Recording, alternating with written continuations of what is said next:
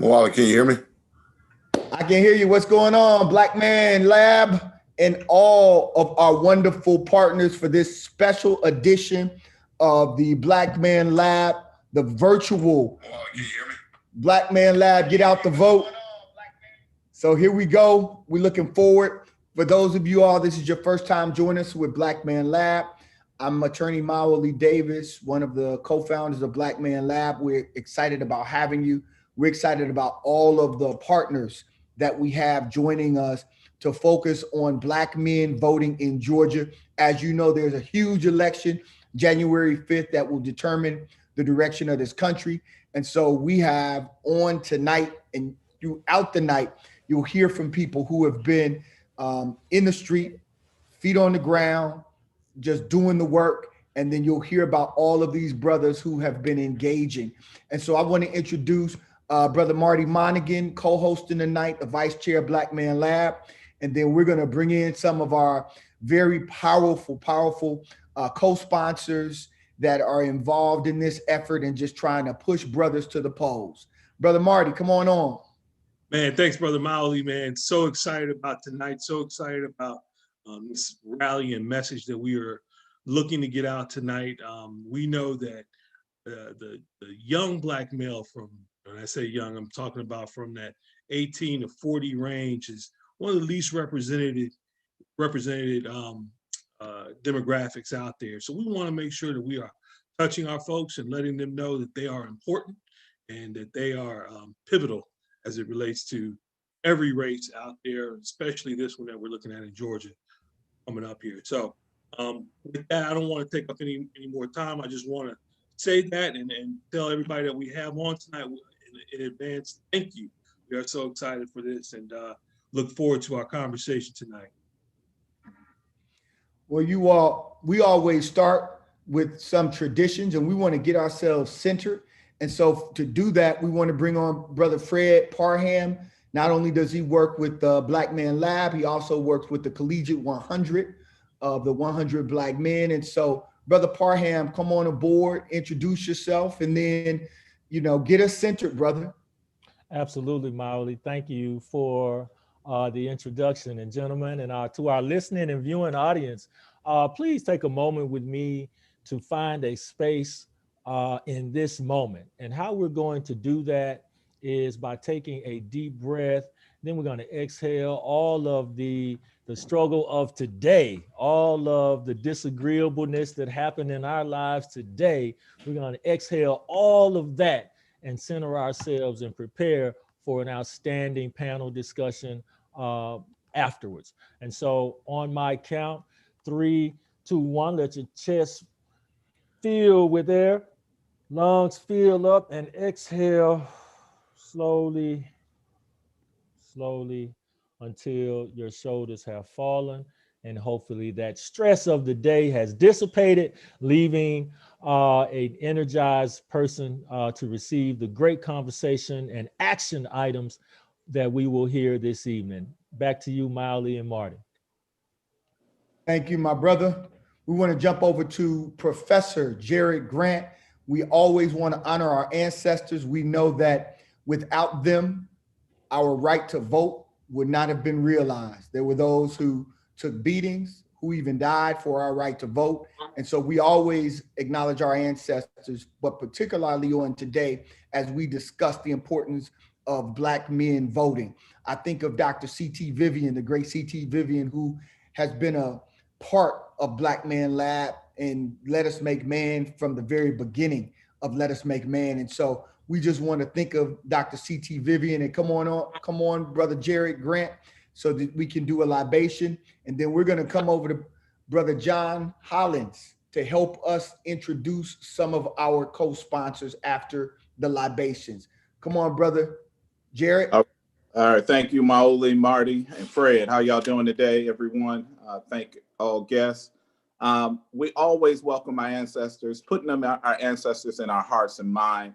So I want to ask everyone to just think of some of our ancestors, some of those great ancestors of the past, whose shoulders we stand on. So think of them for just a few seconds. and lock them into your hearts and mind.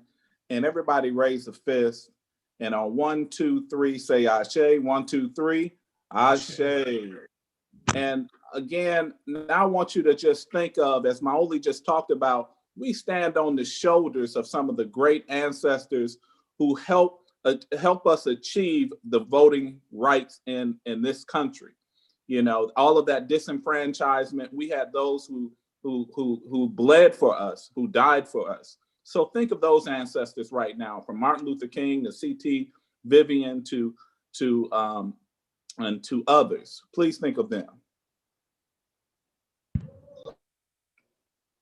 And lock them into your hearts and mind. And everybody raise your fist, and on 3, everybody say Ashe. 1, 2, 3, Ashe.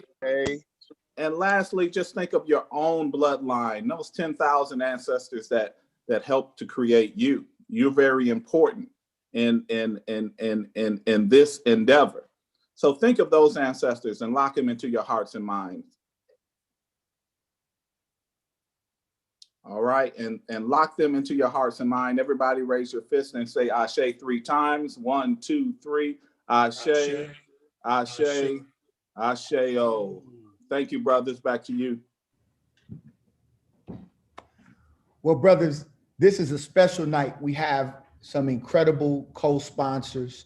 We have not only Let Us Make Man, Black Man Lab, we have the DeKalb 100, we have the current president, we have a past president, we have the collegiate, we have Black Male Voters Project, we have the New Georgia Project, Black Voters Matter.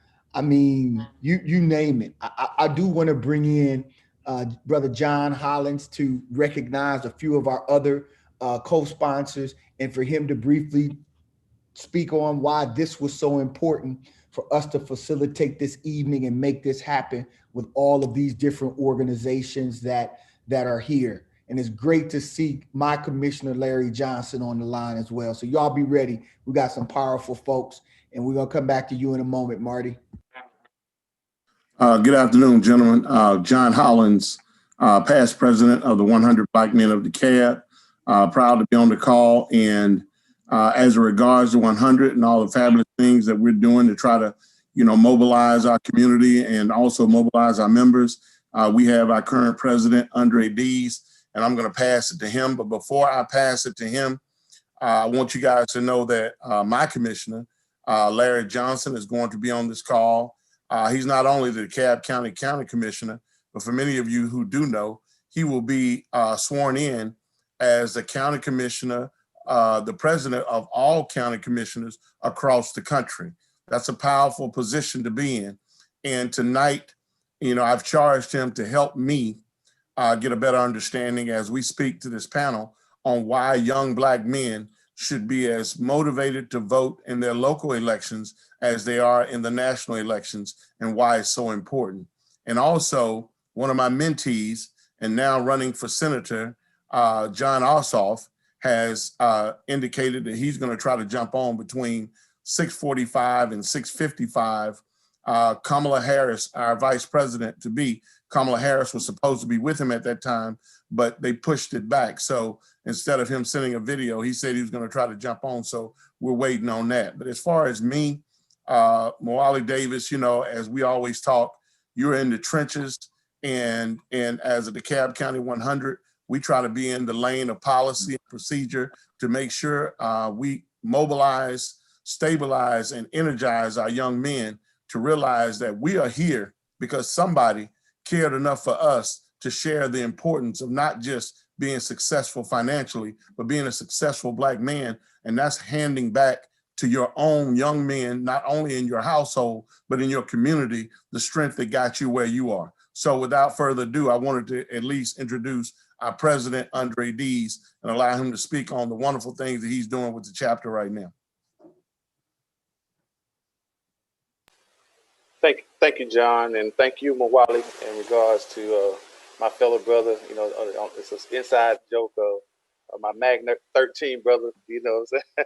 Those 13 guys that came through. But at the end of the day, my friend Commissioner Larry Johnson, we're so proud to be a part of this process tonight. We have our Collegiate 100 from the DeKalb County chapter.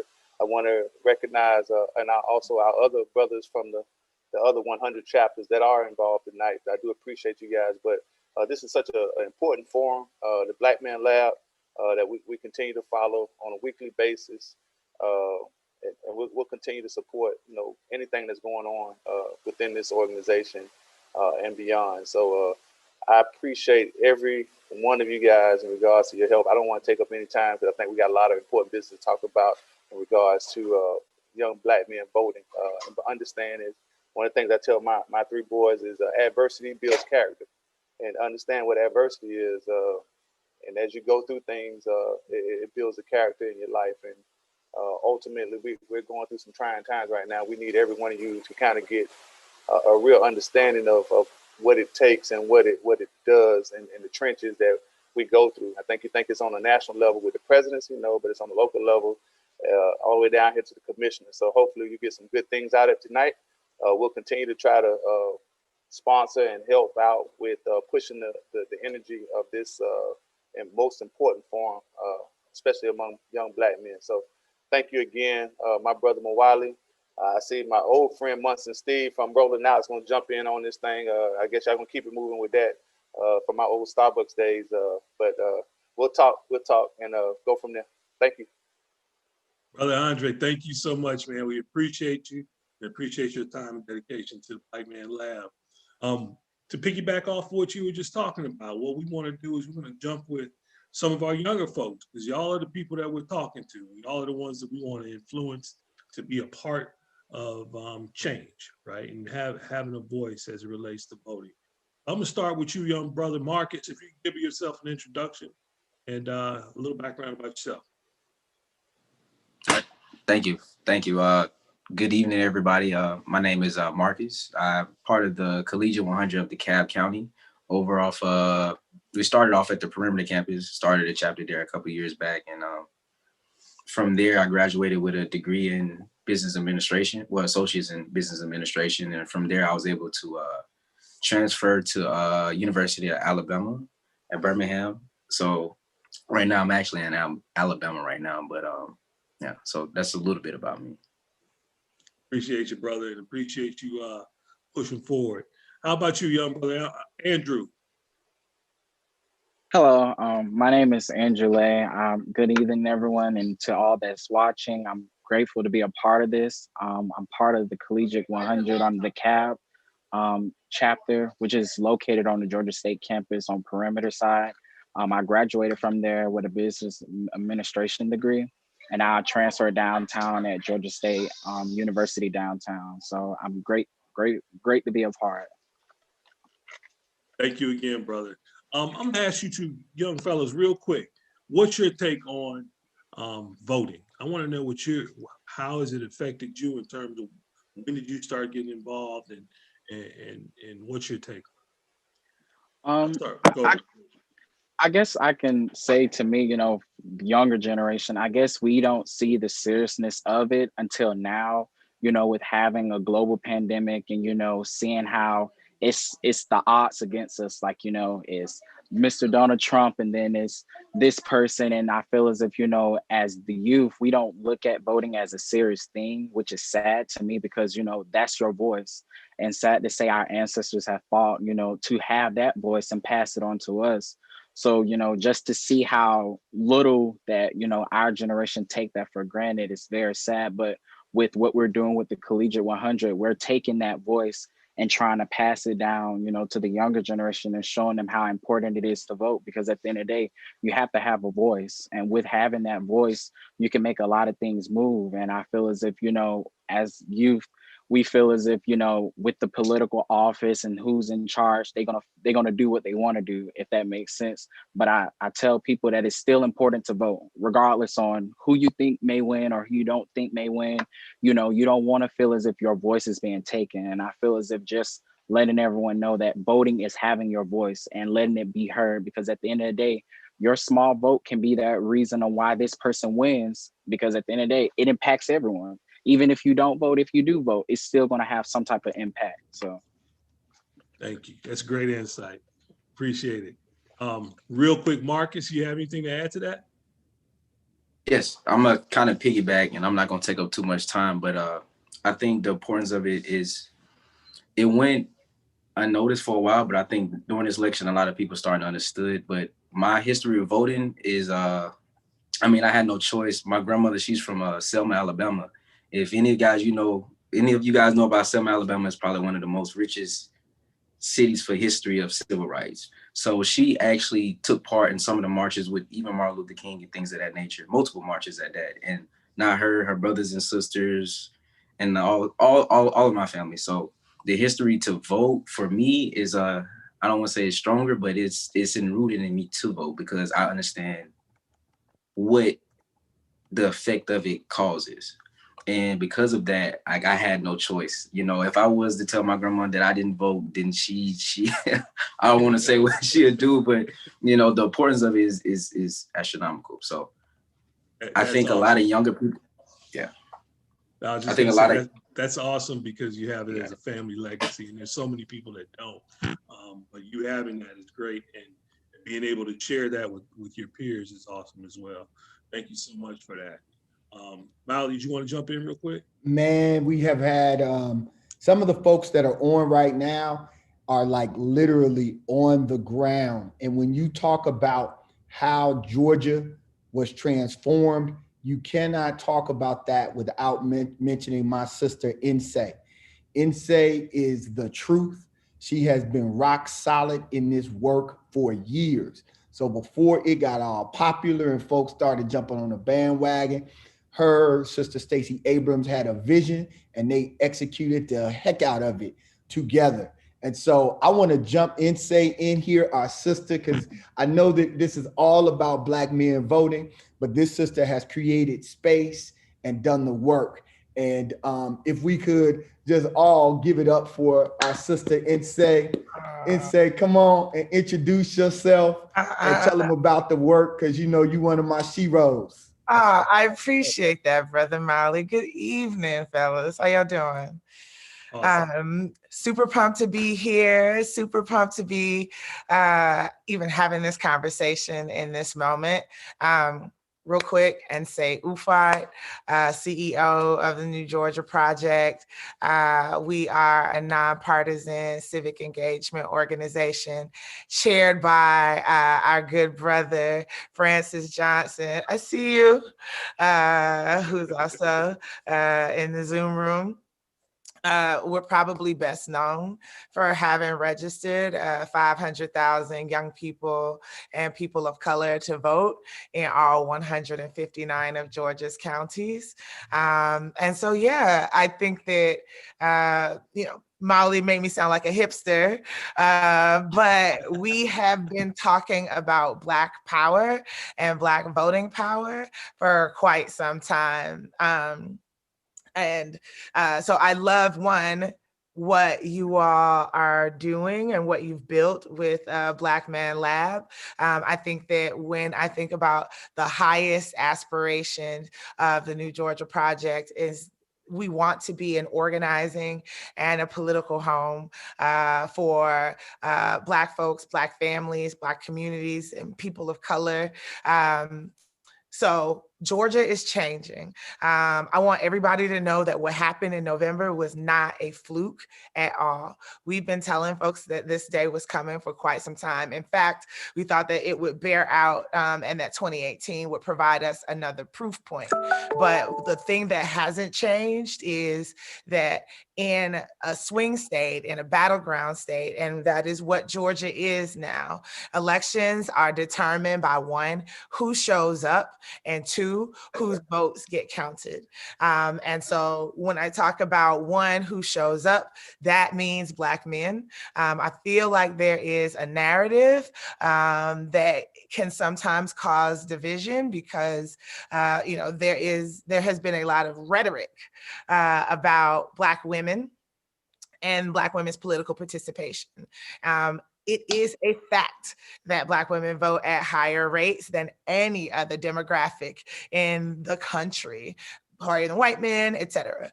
But the number, like the group that's right behind us, the group that holds us down, holds our families down, holds our communities down, are Black men. Number two. And so I think that that's super important that people know that. So Black voters are what is moving Georgia forward, is dragging the entire South forward. I think that it's important for people to know that 71% of white voters voted for President Trump, and he still lost Georgia. 71% of white Georgia voters voted for Trump and he still lost. And what that means is that the path to victory in Georgia, the path to a higher minimum wage, the path to sending the first Black man United States Senator from the Deep South to the US Senate, the path to passing the George Floyd Act, the path towards Medicare for all of that flows through Black voters in Georgia. And so I know that there's, vote or die. And like, there's a lot of rhetoric. You've been getting a lot of text messages, probably phone calls about the power of the vote in this moment. And I don't know how all of those messages are landing with you all, but what I know is that what they're saying is absolutely true.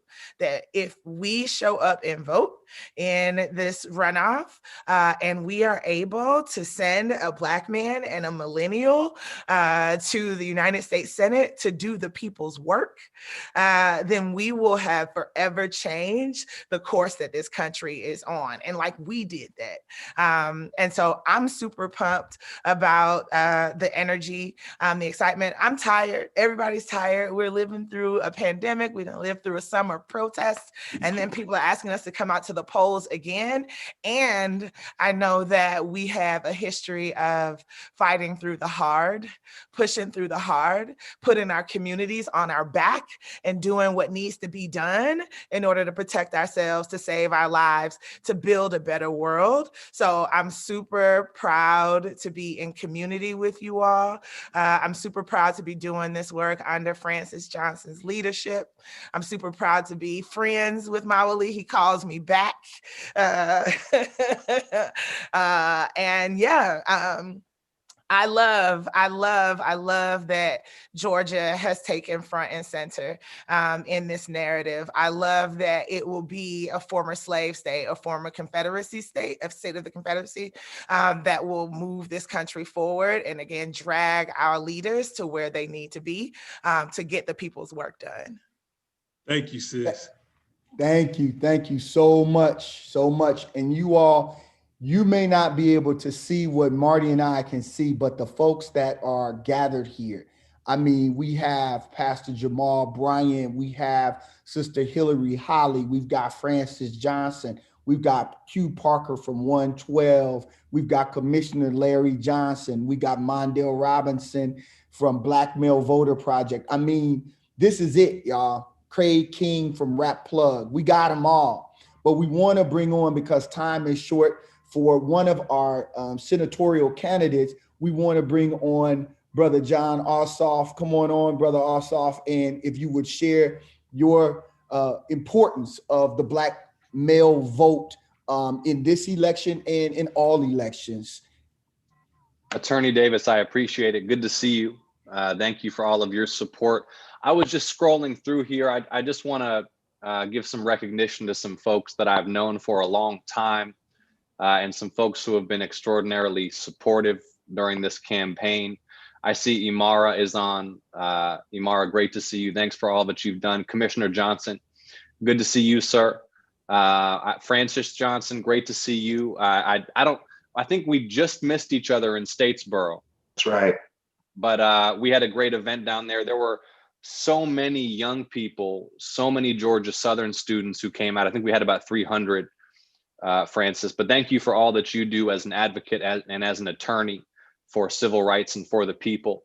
I have to give a special shout out to Jon Hollins. Y'all know Jon Hollins through his work in the community and through his work at the 100 Blackman, but what you may not know is that Jon Hollins was my high school baseball coach.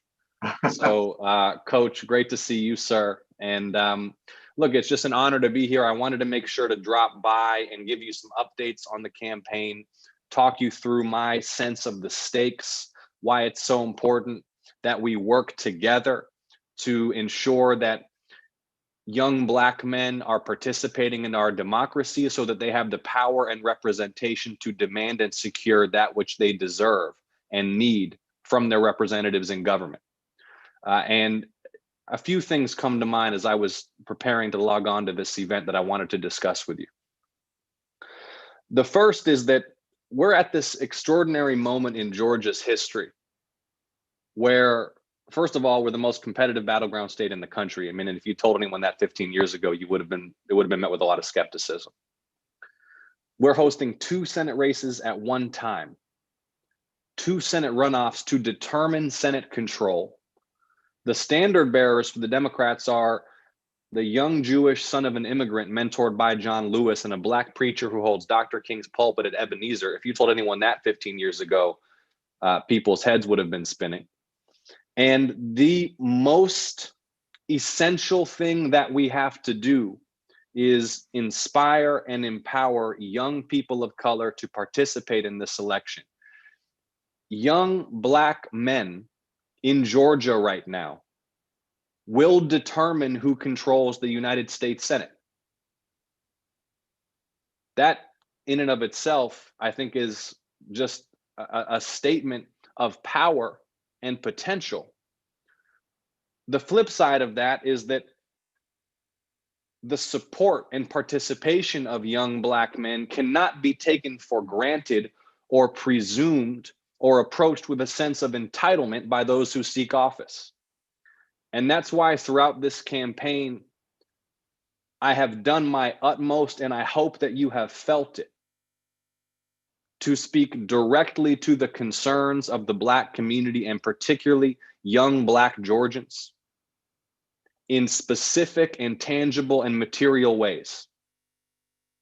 So for example, the opportunity that we have to make job training programs in America free.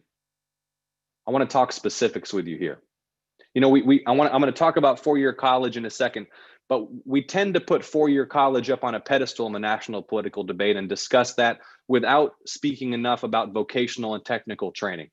For a lot of folks making $9, $10, $12 an hour in the gig economy or in the service sector, that commercial driving license, that HVAC certification, the welding certificate, that can be the ladder to a level of income and employment with benefits that can sustain a family and throw off a little bit of extra cash to put away.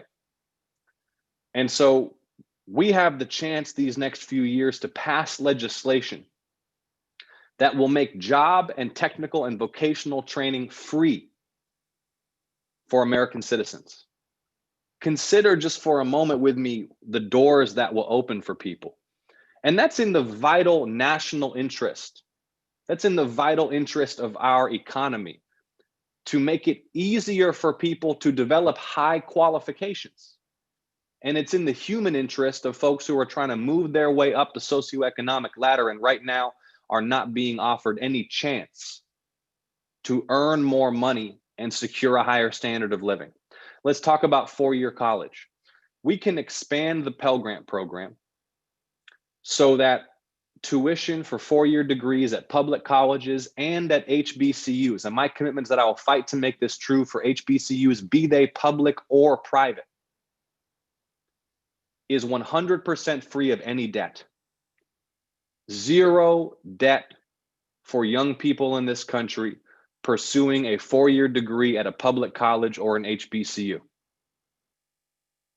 If we lived in a society, and we can, where getting job training and technical training is free, and where generous federal grants make it possible to get a 4-year degree without taking on debt, those two policies in and of themselves will open doors to opportunity, to wealth creation for so many people.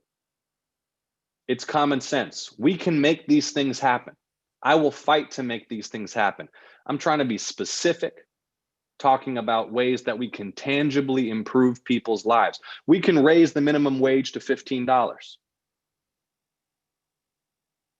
We can raise the minimum wage to $15 because a week's work should allow someone not just to barely survive, but to thrive. We've seen wages crushed in this country for 40 years. If the minimum wage kept up with inflation, it'd be higher than $15. We can pass a significant increase to the minimum wage, but we can only do it if we win the US Senate. We can make the next 2 years the most productive for civil rights and voting rights legislation since 1964 and 1965. We can pass a new Civil Rights Act that will empower the Civil Rights Division of the Department of Justice to bring civil or criminal penalties against officers, departments, prosecutors, judges, people who run facilities of incarceration where there is brutality or racial profiling. Because accountability is the only remedy. We will not have reform without accountability.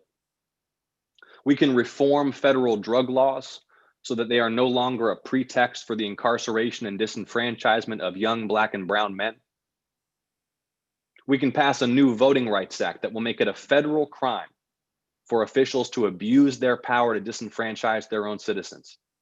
I want to say it again, that we can make the next 2 years the most productive for civil rights and voting rights since 1964 and 1965.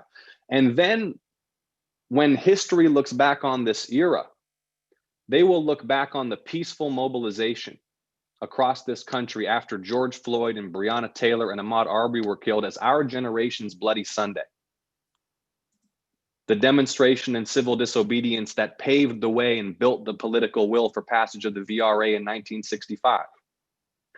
We can do all these things, and I will fight to do all these things. And I hope that you know, and I know that many of you do, that Coach John knows, that Commissioner Johnson knows, Francis knows, that I am not arriving at a commitment to these issues because I am a candidate for office. I cut my teeth working for John Lewis. I worked on criminal justice reform issues for Hank Johnson. I authored death penalty habeas corpus appeals reform legislation a decade ago, which is still the marker bill for reform of death penalty appeals in the US House of Representatives. I have been working on these issues for some time. I run a business that exposes human rights abuses, war crimes, corruption. I am passionate about fighting for justice. I will fight for justice in the US Senate. We can elect this young Jewish son of an immigrant mentored by John Lewis, and we can elect the pastor at Dr. King's church to the US Senate to represent Georgia in the US Senate. In order to do those things, we have to generate record-shattering turnout. And that's why I'm so grateful for the work that you're doing. So I am going to have to hop at 7:10, which means, Attorney Davis, I've got 6 minutes to answer questions. Awesome. Let's We do it. appreciate you. Go ahead, Bali. I said, let's do it. Come on, gentlemen, ladies, gentlemen, if you all have any questions, this is just an incredible opportunity for us to have this dialogue. And so I want the young brothers that are on, if they want to jump in and ask a question, to do that now. If not, you know, we always got the salt and pepper headed brothers who can do it. And I just saw that Councilman Dickens is on here as well. Forgive me for not having I'm just scrolling through and seeing who I see. So nice to see everybody. Marcus, you want to?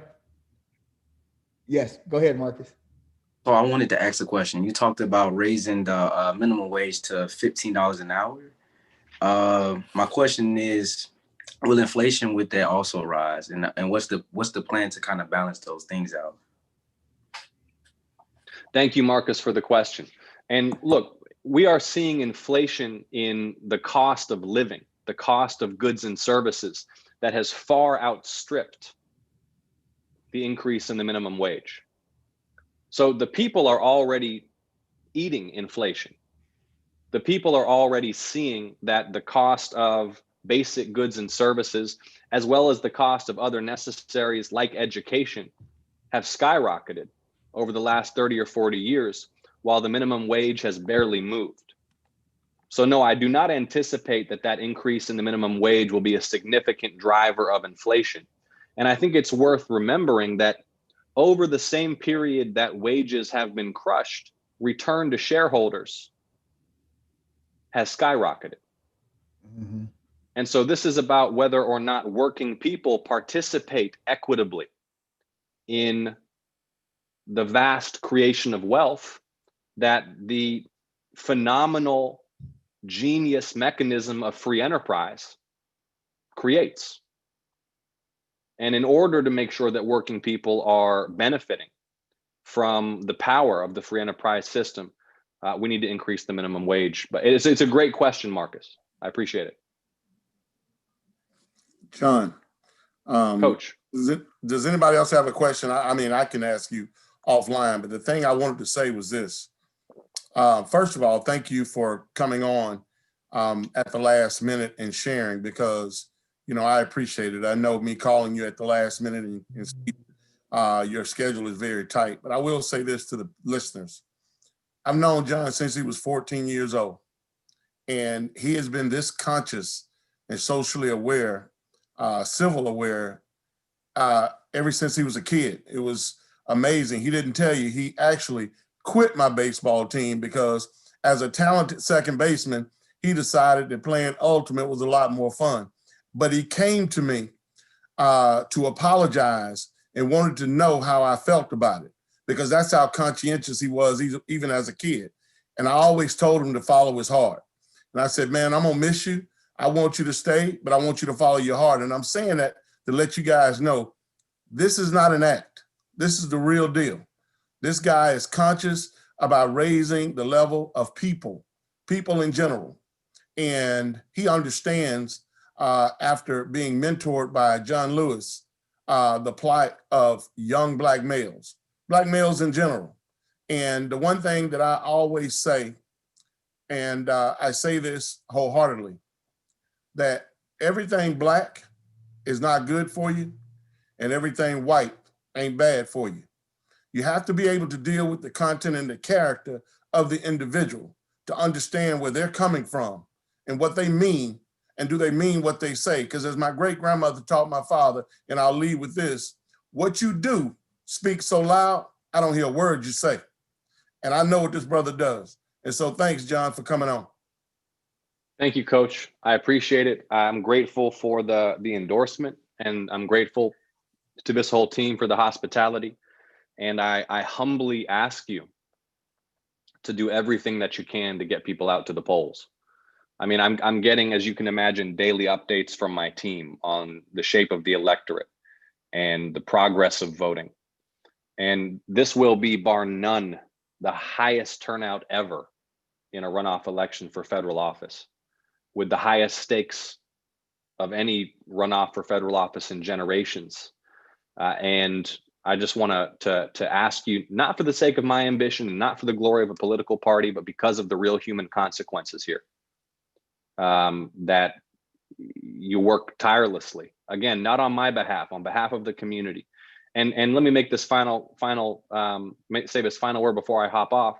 I'll be right back here as your senator to answer questions. I don't promise to always vote the way everybody wants me to. You shouldn't trust any candidate who does. What I promise you is that I'll be transparent and accountable. And I think that's what we should expect from public servants. I will welcome tough questions. I will welcome scrutiny. I will welcome criticism.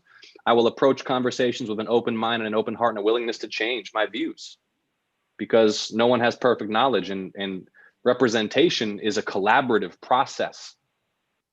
It's not an imposition of will. So I look forward to joining this same group in just a few weeks as your senator. And in the meantime, ask you to do everything in your power to make that real. We are speaking it into existence and working tirelessly to make it happen. Thank you for the opportunity. I appreciate you guys. Brother Ossoff, thank you so much, and we appreciate you on behalf of Black Man Lab and all the other organizations here.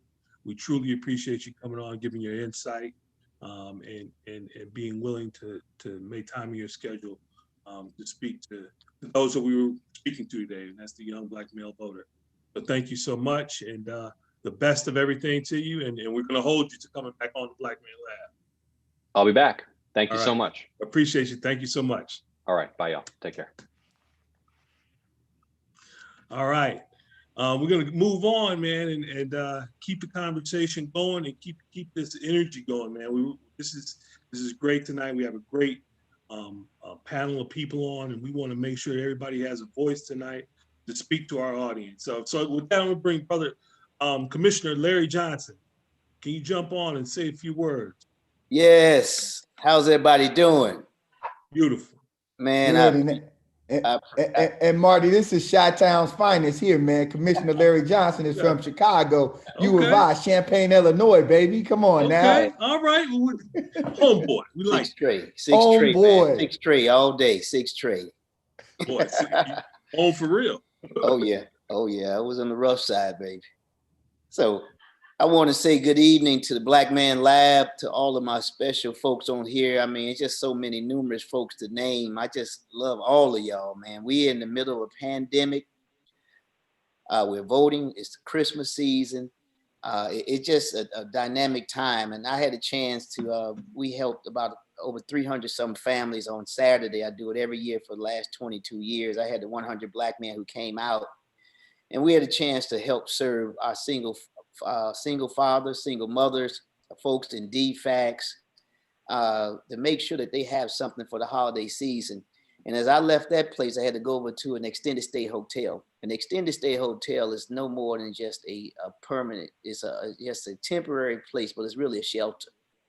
When I was over there, man, I saw families coming out. I had 2 churches there. One was doing HIV/AIDS testing. One was just giving out toys and information right off Candler Road on Ember Drive. And if you ever had a chance to go over there, it's just a whole different world. And so I went over there just to see what I can do to help out. I met a young man who had just lost his mama last week. He lived in an extended stay hotel, about 8 of them in one place. Talking to that young man, we talked and we dialogue. I said, man, what can we do? You know, and I always bring books with me. I just don't bring gifts. I bring books, because education is power. And I heard the young man talking about it on here. If you got education, and that's what happened to me. Come from 2 teenage parents, welfare, WIC, you name it, South Side of Chicago. But I didn't let that stop me. Education was the point that really broke it for me, the first generation to go to college. And if you know about University of Illinois, you know that's not an easy place to go. And it was a place where you only had about 600 Black folks out of 35,000. That was a tough place to be. But in those moments, you can see that young man. I told him, man, you keep your head up, you keep moving forward, and you keep doing it. And that just allowed us to understand that voting is important, that I continue to be, as a commissioner, to help those young families, to help that young man who's going through. I said, you just called me on Monday because I see potential in you. I want to see you survive and succeed. But I want to tell you all, Black Man Lab, as we leave the Christmas season, guess what? We're heading into Kwanzaa. We have one more early voting date, which is on Sunday, December 27th. And if you know, the day 2 of Kwanzaa is Kuba Chagalia, which is called self-determination. I want us to use that December 27th as a day to go out and vote about self-determination. It's about Head Start. It's about our sidewalks. It's about education. It's about our Pell Grants. It's about helping single moms and dads to get to the point where they need the help. And you heard Jon Ossoff talk about that. This is about self-determination.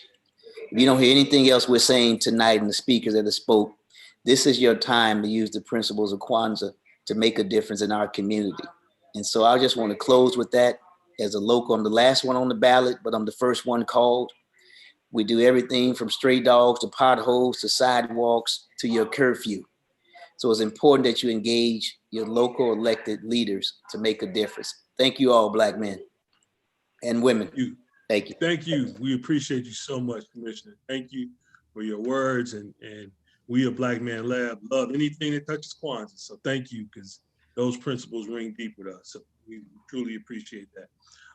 With that, I want to bring on, it's not often that we get to have sisters on the Black Man Lab. So Sister Hillary Holly, I would love to bring you on if you could give us a word. Good evening, everybody. And first, I just want to say thank you for having me. It means so much. Working with so many of these amazing Black men on this call, it has kept me sane, it's kept me hopeful, and it's just done so much for the state of Georgia. this election, as Insei was saying earlier, can come down to Black men. And rightfully so. We've had a lot of work to do with Black men because a lot of times they have been left out of the conversation. And there's so much room to build. And so I'm just so grateful to be in community with so many of y'all. When we're thinking about talking to Black men, I'll call Mondale and be like, what should we do? What do we need to say? Where do we need to take out ads? Help us out. You know better than I do. I call my brother and his friends and let them know what they're thinking about. How about we have a conversation just between the 2 or 3 of you all, get it recorded, because it's not about us. It's about Black men being heard specifically in this moment, and knowing that, like what Jon Ossoff said, when elected officials get into office, holding them accountable. As we know, a lot of times the system has failed us. Francis Johnson and Attorney Davis, we've been together during the hardest times, and seeing results that were unfortunate to families. And then also seeing Black men not be able to grow into themselves. And so when I look at this election, I always think about hope, and I always think about ways to include the voices that have felt left behind, and approaching them in an authentic way. And again, we wouldn't be able to do any of this work without you all. And so when I get a text at midnight from Attorney Davis asking me to join, I'm going to make sure to respond. And I'm going to make sure I'm able to say yes, because you all mean so much. And the work that you do for young Black men, it truly matters. I mean, like I said, the other day I had a conversation with my brother and 2 of his friends who we're working on doing an ad with. And they were saying, you know, politicians never spoke to me like they are now. And like, so they're noticing the work that y'all are doing, and it means so much to their lives. And so I want to say that we're winning. Looking at all these numbers, Black turnout is extremely high, not just in Georgia, but in the suburbs. Today, we're seeing in rural counties across the state, Black voters are turning out. All numbers, all ages are turning out really strongly. And so the work is happening, the work is here, and we're just continuing to build, and we're going to build together. And so I just love seeing the regional diversity on this call, because we know Black men are struggling not just in the metro area, but down in Southeast Georgia, Southwest Georgia, down in Lowndes County. And they need support, support in investment, in support in education, support in healthcare, and then last but not least, but support in a criminal justice system that isn't seeking just to punish them, but to provide them opportunities and chances, especially our young men who are trying to survive. And so I just want to say thank you for having me. I truly love you all, and I don't know what else to say. Well, thank you, Hillary. Thank you. Those of you all who don't know, this is another one of these sisters who really has helped change Georgia completely. So when we saw after Georgia turned blue, so many people lifting up Sister Stacey Abrams, as we all should, there were just all of these other sisters that we know personally who've been a part of this little crew of just, what is that? Good troublemakers, right? So they just been making good trouble in this election space for a long time. And Hillary is one of them. And that's why we're so grateful to have you on and fair fighting what you all do. So thank you. Keep doing what you do, sis. And thank you for joining us, and hang in here, because you can see we got some very powerful brothers here tonight. And you all have complimented these brothers very well. We want to bring on Pastor Jamal Bryant here in the DeKalb area, but really a national figure. And Pastor, could you come on and greet the folks and give us your most fiery 2 or 3 minutes, and just fire us up real quick, if you wouldn't mind doing that. And also take some of that art down from behind you and send it to my office, and I'll pay you later. Listen, It's a Monday. I don't have much fire. All I got is a pack of matches, but I'm grateful to be on, and greetings to all the brothers. This is a critical defining moment. The reality is, since 2008, the most consistent voting bloc has been our sisters. In this last election, 12 to 13% of our brothers lined up for Trump. Now we can recalibrate the data and really press the refresh button. I'm excited. Raphael Warnock and I went to Morehouse together back in the 90s, and to see him evolve in this place of national leadership is a critical moment. Let me salute a couple of my Morehouse brothers that are on here. But I really want to turn the mirror to the Black church. Right. Because I am afraid, attorney, the Black church has not done all that it can or should do in this electoral process. We have been the sleeping giant. Everywhere you turn, you're hearing from white evangelicals, but the Black prophetic church has lost its prophetic voice and has contracted laryngitis. To that end, I don't think that it is by any accident that Pastor Warnock is from Ebenezer, the church that really cast the dream to make America look at itself. I say to pastors all over the country, the reality is Dr. King never pastored a church that was bigger than 300 people. So it's not the mega pastor that make the difference. It is the ones who are intentional and understand their focus and goal. And so most of you don't go to mega churches. I'm asking you to shake the trees and the bushes, hold those pastors and churches in accountability, and let's look beyond DeKalb and Fulton. But those of us that got cousins in them in the hinder part, we got to really get them out to vote. I feel confident about DeKalb County doing the right thing, but I don't want us to think we got it in the bag because we do not. It is not Ziploc, it's paper. And so we got to make sure that it does not fall on the ground, but that we push everybody to do exactly what is needed and what is necessary.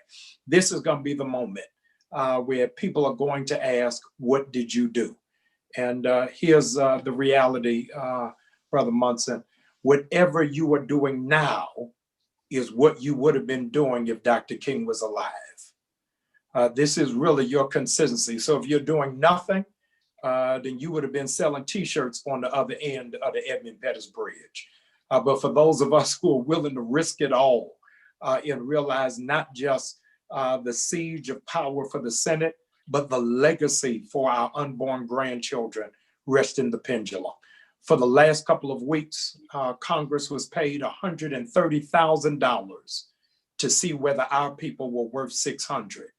And so if we're going to leave our bastion of power to people who don't think we're worth 600, then we can't even get on the page when it's time for us to really start talking about reparations, a livable wage, and raising the status quo.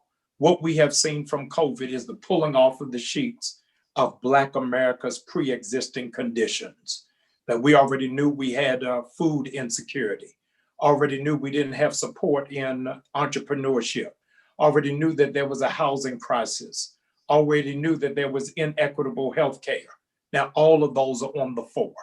The majority of our vote is we are not voting for personalities, we're voting for principles, that we're shifting from protest to policy. And if we're not dealing with policy, then we're just having a parade. So I'm looking forward to a long line of brothers participating in this early voting and standing out on January 5th to make history happen. This will be the first time that a Black preacher goes to Senate since Reconstruction with Hiram Revels. And so for it to happen back again in Georgia is a statement to the nation because so many were deluded into believing that we were in a post-racial society because we elected Obama. But now that Trump is here, the sheets are off. The Klan is no longer wearing white robes, they're wearing blue suits. So let's get dressed, let's get ready, and let's go vote. You know what, brother? You said you weren't going to bring the fire, you just had matches. Well, you lied.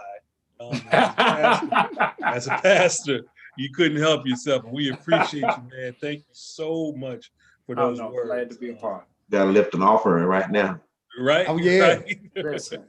And Oh. Attorney, before I close for your next speaker, let me say to the gentleman, I'm glad to be a part of the newest class of 100 Black men. So thank you all for welcoming in and cashing my check.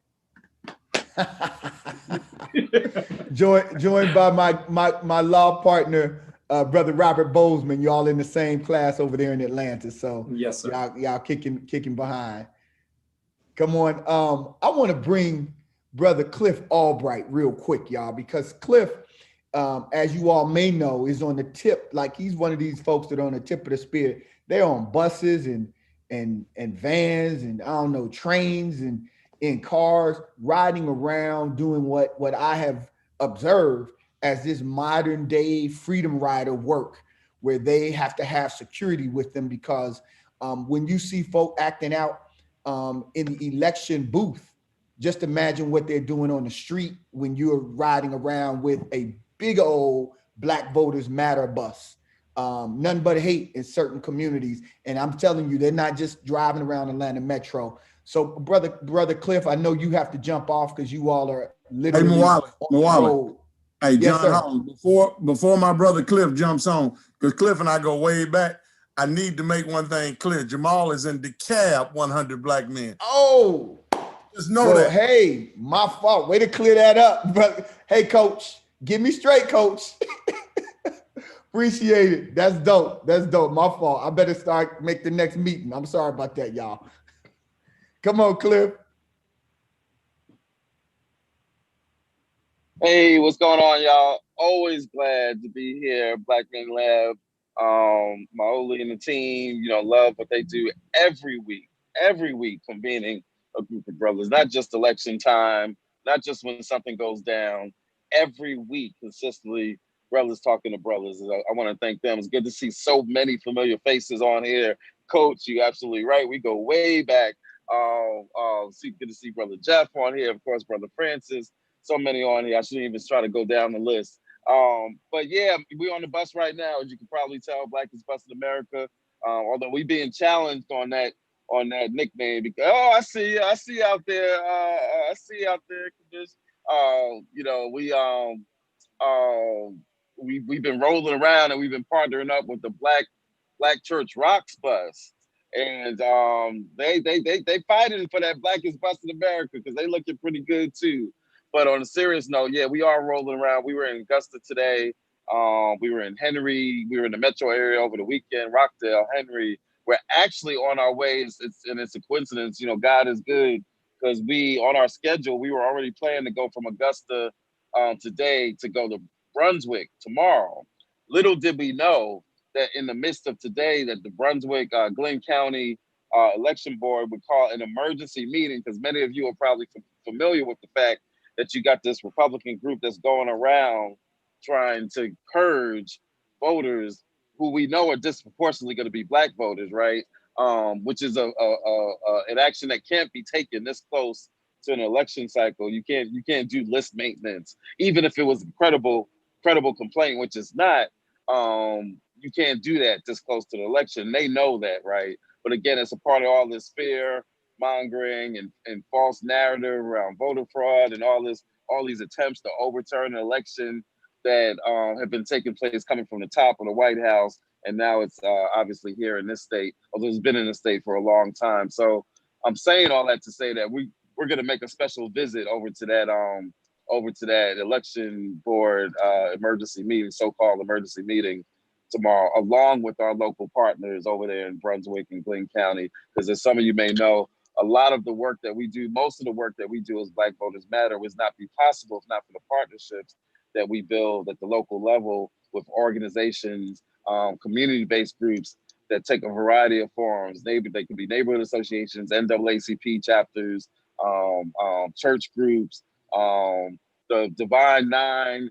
I think I saw some brothers on here from Alpha Phi Alpha, some of the other Divine Nine on here. We've partnered with over 100 chapters across. Yeah, I see y'all throwing up the signs. So we're very proud of that partnership because we're partnering with some of the oldest institutions in our community, the church, the Divine Nine, right? The NAACP chapters, community groups of all shapes and sizes, youth groups, you name the type of organization, we're partnering with them. And key to that, and on the focus of this call is the role that we as Black men are playing, right?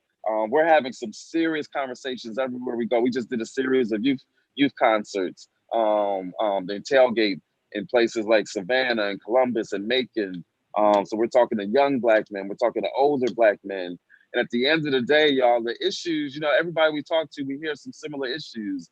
You know, Black men are very concerned with this issue of police violence. We're very concerned with this issue of economic development and the impact that COVID has had on us as workers, as well as business owners, right? Part of what we're doing right now, we're going around doing a series of food donation, holiday food donations and toy donations. And part of that is to deal with the needs in our community of food insecurity. But part of it is to deal with the needs because we are paying farmers to provide produce that we then give away in these communities. So we're at the same time supporting the community need, but we're also lifting up and supporting and investing in Black farmers that have been decimated by COVID, right? So Black men are very concerned with all these issues. And you can go up and down, there's other issues, of course, but we find that those are the two issues that tend to stick out the most. The issue of policing and the issue of economic development, you know, jobs and entrepreneurship are the ones that we find a lot of Black men are deeply concerned with. We care about healthcare, definitely. We tend not to focus on that as much as sisters do, right? We all know on here how hard it is to get a Black man to go to the doctor. It's hard to get me to go to the doctor, right? And so that's usually not as passionate an issue for us as it might be for sisters, but it's an issue that we care about. So we have all these discussions, and at the end of the day, nobody can have these discussions with brothers more effectively than brothers. That's part of the lesson that we learn right here in this forum with everything that y'all do here, Brother Mauli. And that's all we're really trying to do is just, you know, have those talks, encourage brothers, not just that they get involved, but then to encourage them to be an organizer, right? I talked to a brother the other day, a couple of weeks ago, and he was spitting all kinds of knowledge. And every couple of sentences, he'd be like, you know, I'm not an expert at this. To the point where I had to tell him, why you keep saying that? You are an expert. You just as much of an activist as I am. And what he said to me, and I think somebody else on here said it, he said, yeah, you said, I've been wanting to have these conversations for a long time, but there was never really anybody to listen or who I felt would listen. We got to make it be cool to listen to each other talking about these issues just as much as it is cool to talk about, you know, the latest scores in the game or whatever else is going on. We got to feel that we got the space to talk to each other, because if we don't talk to each other, ain't nobody else gonna talk to us in a way that's really effective. And that's part of, you know, what we try to do and the work that we do is just let everybody know. And the last piece I'm gonna say is, in having these conversations, part of what we gotta let folks know is it's okay to not have all the answers. Part of the reason why folks don't get involved is sometimes, and I find especially for brothers, right, who sometimes we don't want to show that vulnerability. We don't want to show that we really not experts in this, that we don't really know all that is about these issues. Like, what's this about, you know, balance of power in the Senate, and what's all this about stimulus checks and all this other stuff.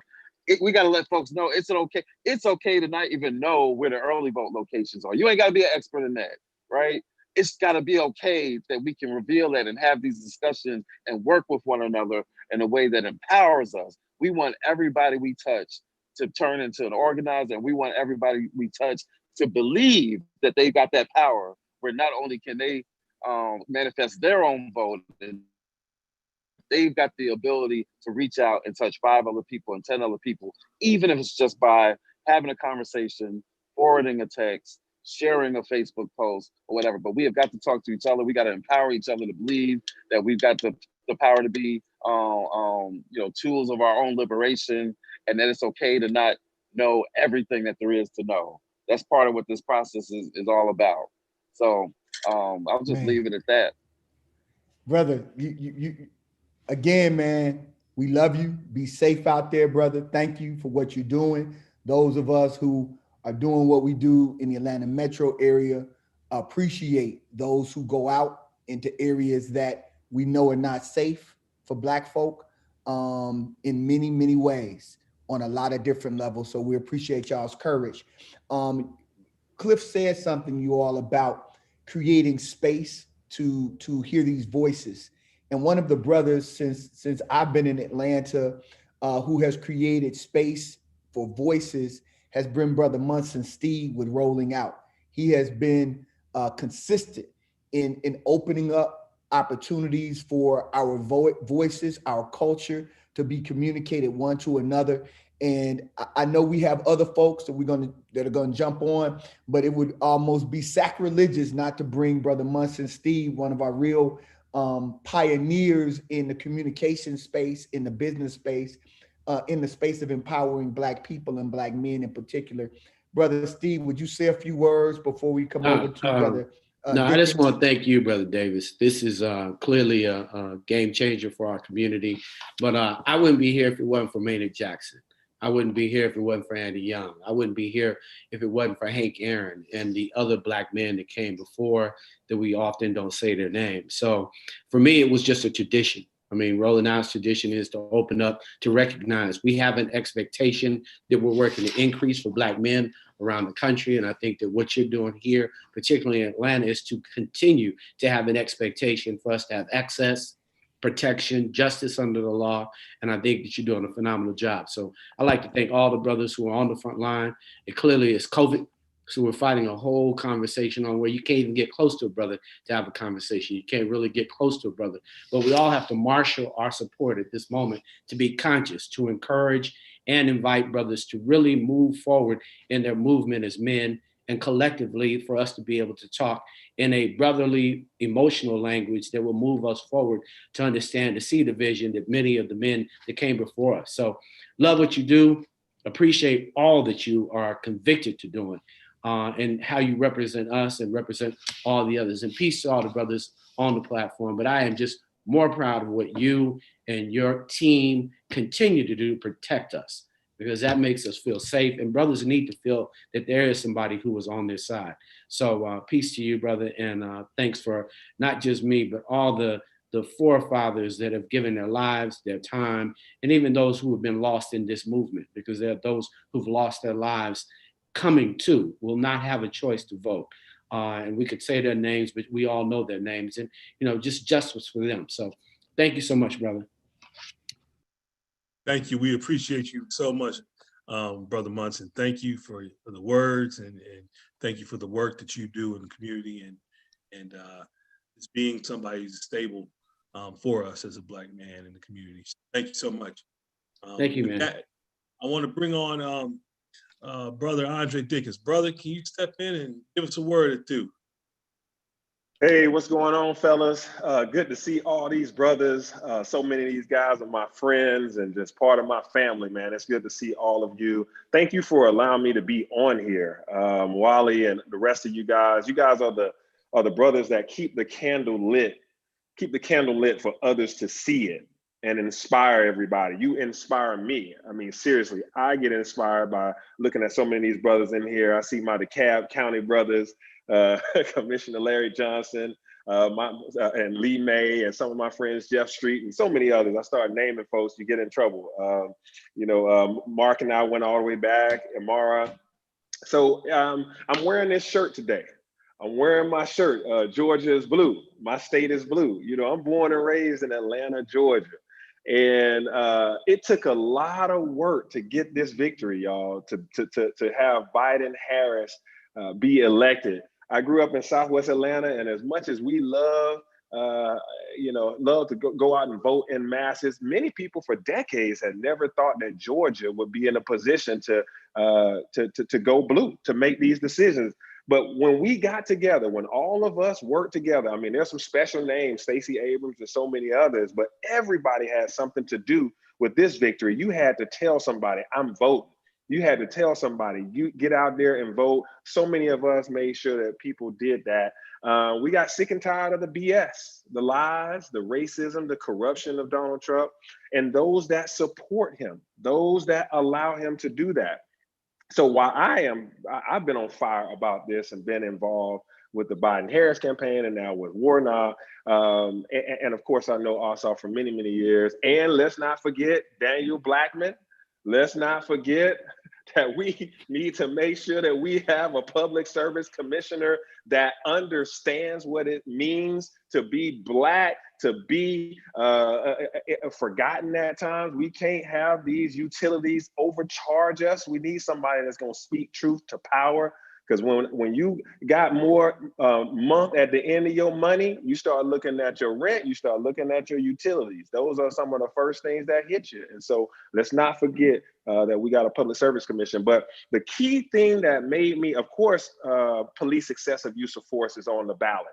But this racial economic equity plan that the Biden-Harris campaign wrote out is detailed, it's phenomenal. I got behind that. And I need to make sure that because we have a Congress that's going to be behind that, we got to have a Senate that's behind that. That's why I am saying we got to get Warnock and Ossoff in office, because the plan is rich. The plan has student loan forgiveness. The plan has Black businesses. We live in the region where Maynard Jackson set the standard for economic inclusion. He set that standard. So in Atlanta, Georgia, I mean, as a city councilman, I'm the transportation chairman, so I have oversight over the world's busiest airport. And so we know what contracts are. We know how to make sure that we have Black businesses getting contracts. The rest of the country doesn't have that. They just don't have it the same way we do. Imagine all across the land making sure that contracts are going and consider that Black businesses are in consideration. Also, $15 minimum wage. We're at $7.25 in the nation and $5.15 in the state of Georgia. You hear me? It's $5.15 is the minimum wage in the state of Georgia. That's just a little bit over $10,000. I mean, it's a shame. So that's why we got to get this done. And in the city of Atlanta, we moved to $15 an hour for all of our employees. It made a tremendous difference in people's lives. I mean, I'm talking about when I put forth that bill to go to $15 an hour, people that work in Parks and Rec, work in the watershed department, they went from $12 to $15, and their managers had to go up to $16, $17, life-changing. We have affordable housing problems, and a lot of times we try to solve it with housing, and that's an important thing to do, but affordable means income. We got too much income inequality. Black folks we need to be treated fairly. We need to have all the opportunities there are. So that's why I'm fired up to vote and fired up. I'm the co-chair for the Divine Nine outreach for Warnock. So we had a big event, and we're going to have another one. 2 weeks ago, we had a big event, had about 800 people registered virtually to come on, had every member represented for all 9 organizations. So I want to make sure that if you guys are like me, I'm a noob. I see a whole bunch of, I see everybody holding up theirs. Listen, you know, the reason why the Divine Nine is so important in this, because we have bodies that can make phone calls for phone banking. That's not me doing an alpha sign, that's me doing phone call. I know where I represent. But we got people that can make phone calls. So we need to make sure that, hey guys, this last little push, keep running through the finish line like we did to get Trump out of here. Let's keep running through the finish line. Everybody making phone calls. Hey, elected officials, I'll tell you, I made a few phone calls the other day. It's good to be able to talk to your constituents and not have to talk to them about you. You talking to them about somebody else that you believe in, and they love it. So everybody, if we can, let's make phone calls on behalf of Daniel Blackman, Ossoff, and Warnock, and let's get this done. And then in a few weeks, let's call everybody back. And let's say, now that we got this done, let's have a meeting let's talk about what we've been talking about, but now we can go make some laws about it. So I implore you all to contact me and let's get the party going. And I applaud you, I respect you. I look up to each and every last one of you guys, and I'm in the fight with you. Thank you. Thank you, thank you. Thank you, good Newt. That was for all you alphas out there.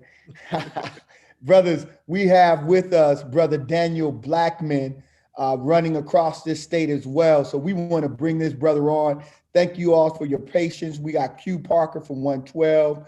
We've got, just an incredible group of brothers gathered. So we ask you all to please just be patient. We want to bring Brother Blackman on because he has to run to another campaign event. He'd like, just so he can give us 3 or 4 minutes and explain what he's running on, what he's running about, and what the significance is of having a Black man get out the vote. Brother Blackman, can you come on? Let me unmute you. There we go. Can you see me? Yes, we We can can. see you. We can hear you, brother. Hey, man, this is a beautiful room, man. I'm looking. I see Lee May. I see Andre. I see Larry, man, Munson. Brothers, y'all look great, man. I want to first thank y'all. Amira, I see you too, man. Everybody, man, there's so much love in here. I'm obviously the Democratic nominee for the Public Service Commission. This is a long time coming. Those of you that know me know I've put in a lot of time and energy. Shout out to Clark Atlanta University. Shout out to all of y'all that have had a part in the role and where I am today. Let me share this with y'all, brothers. I'm gonna be really clear. This is probably one of the most powerful, unheard positions in the state of Georgia. The Public Service Commission regulates tens of billions of dollars in utility projects. This commission is responsible for regulating Georgia Power, for regulating Comcast, for regulating AT&T. The power in this position is so immense. And the fact that in the United States, of the 469 public service commissioners in the US, 16 of them are people of color. And of that 16, 10 of the 16 are Black women.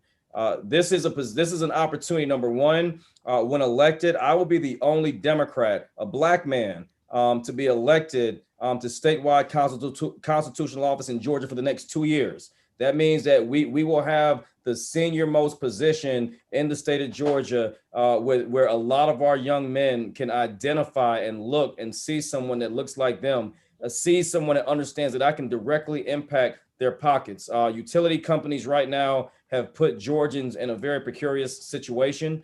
Right now, Georgia is one of the leading states for the moratoriums being disconnected. What that means really quickly, 23 million Americans run the risk of eviction. 205 million Americans run the risk of utility disconnection. In Georgia, we have the 5th highest electric rates and the 8th highest overall utility rates. What that means is that on average, 5% of a person's income in the United States goes towards their utility bill. In Georgia, 18% of our income goes towards our utility bill. From brothers like Lee May and other folks that are in ministry, we understand that the number one and number two request from folks in ministry is rental or mortgage assistance, and then number two, utility assistance. On top of that, we're seeing this tremendously high burden on the expansion of wireless broadband. I have an affinity in my heart for this next thing I'm going to say to you, and I know my time is limited, but to Attorney Davis, I want y'all to understand, man, when I was appointed by former Chief Justice Sears to the Georgia Supreme Court on Marriage, Family, and Children, and I found out that 88% of Georgia's prison population reached the 3rd grade level, and then you understand the importance of the expansion of broadband expansion. Georgia is the difference between a young Black man or a young Black woman or a young brown or young man or woman succeeding in this state. When you look at the challenges that we're facing, the Public Service Commission plays a significant role in the expansion of broadband. These are all areas that are critical to our children competing. When you look at technology and the lack of access our communities have, when you look at the jobs of the future, when you think about how our children are being positioned and left behind, and you understand that autonomous driving is going to take away 3.5 million jobs in the next 5 years, these are all areas that the Public Service Commission has a direct impact on. The last two things, public health. You want to know why Albany, Georgia, at the height of the pandemic, was the number 4 most populous state for COVID cases in the world, number 4 in the world. Pre-existing conditions amongst African Americans when it comes to our health, right? The air we breathe and the water we drink. When you look at African American communities, the NAACP released a report that said 68% of our communities are in a 30-mile proximity to a fossil fuel facility or such as a coal fire plant or a landfill or waste site.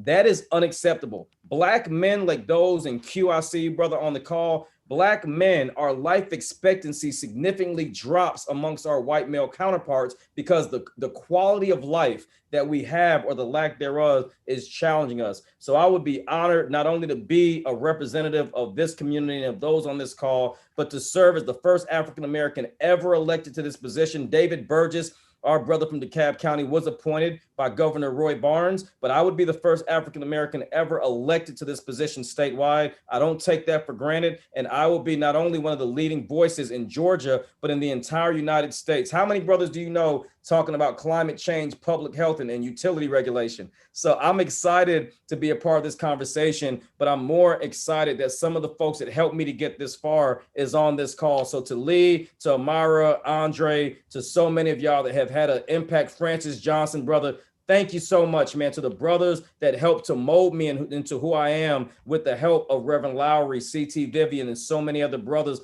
that built who you are now seeing talk. I am so privileged to be here. I'm from Columbus, Georgia, son of a United States Army Ranger, son of immigrants from Barbados. My grandfather served at the United Nations, and I'm paying it forward to serve this community, to serve our community, and to make us proud in the next 2 years until we can get that governor's mansion back. So thank you, brothers, so much for the time, and I look forward to just answering any questions or just being on here and listening for the remainder of the call.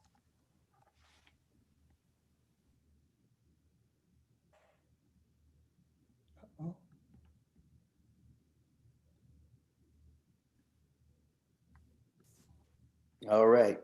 Give a shout out. Hey, man, one time for Daniel Blackman, man. Yeah, yes, sir. Come on. Yes, sir. We appreciate you, brother, and we appreciate the efforts that you're making and the impact that you are having on so many levels, especially just being a beacon for Black men. We need that.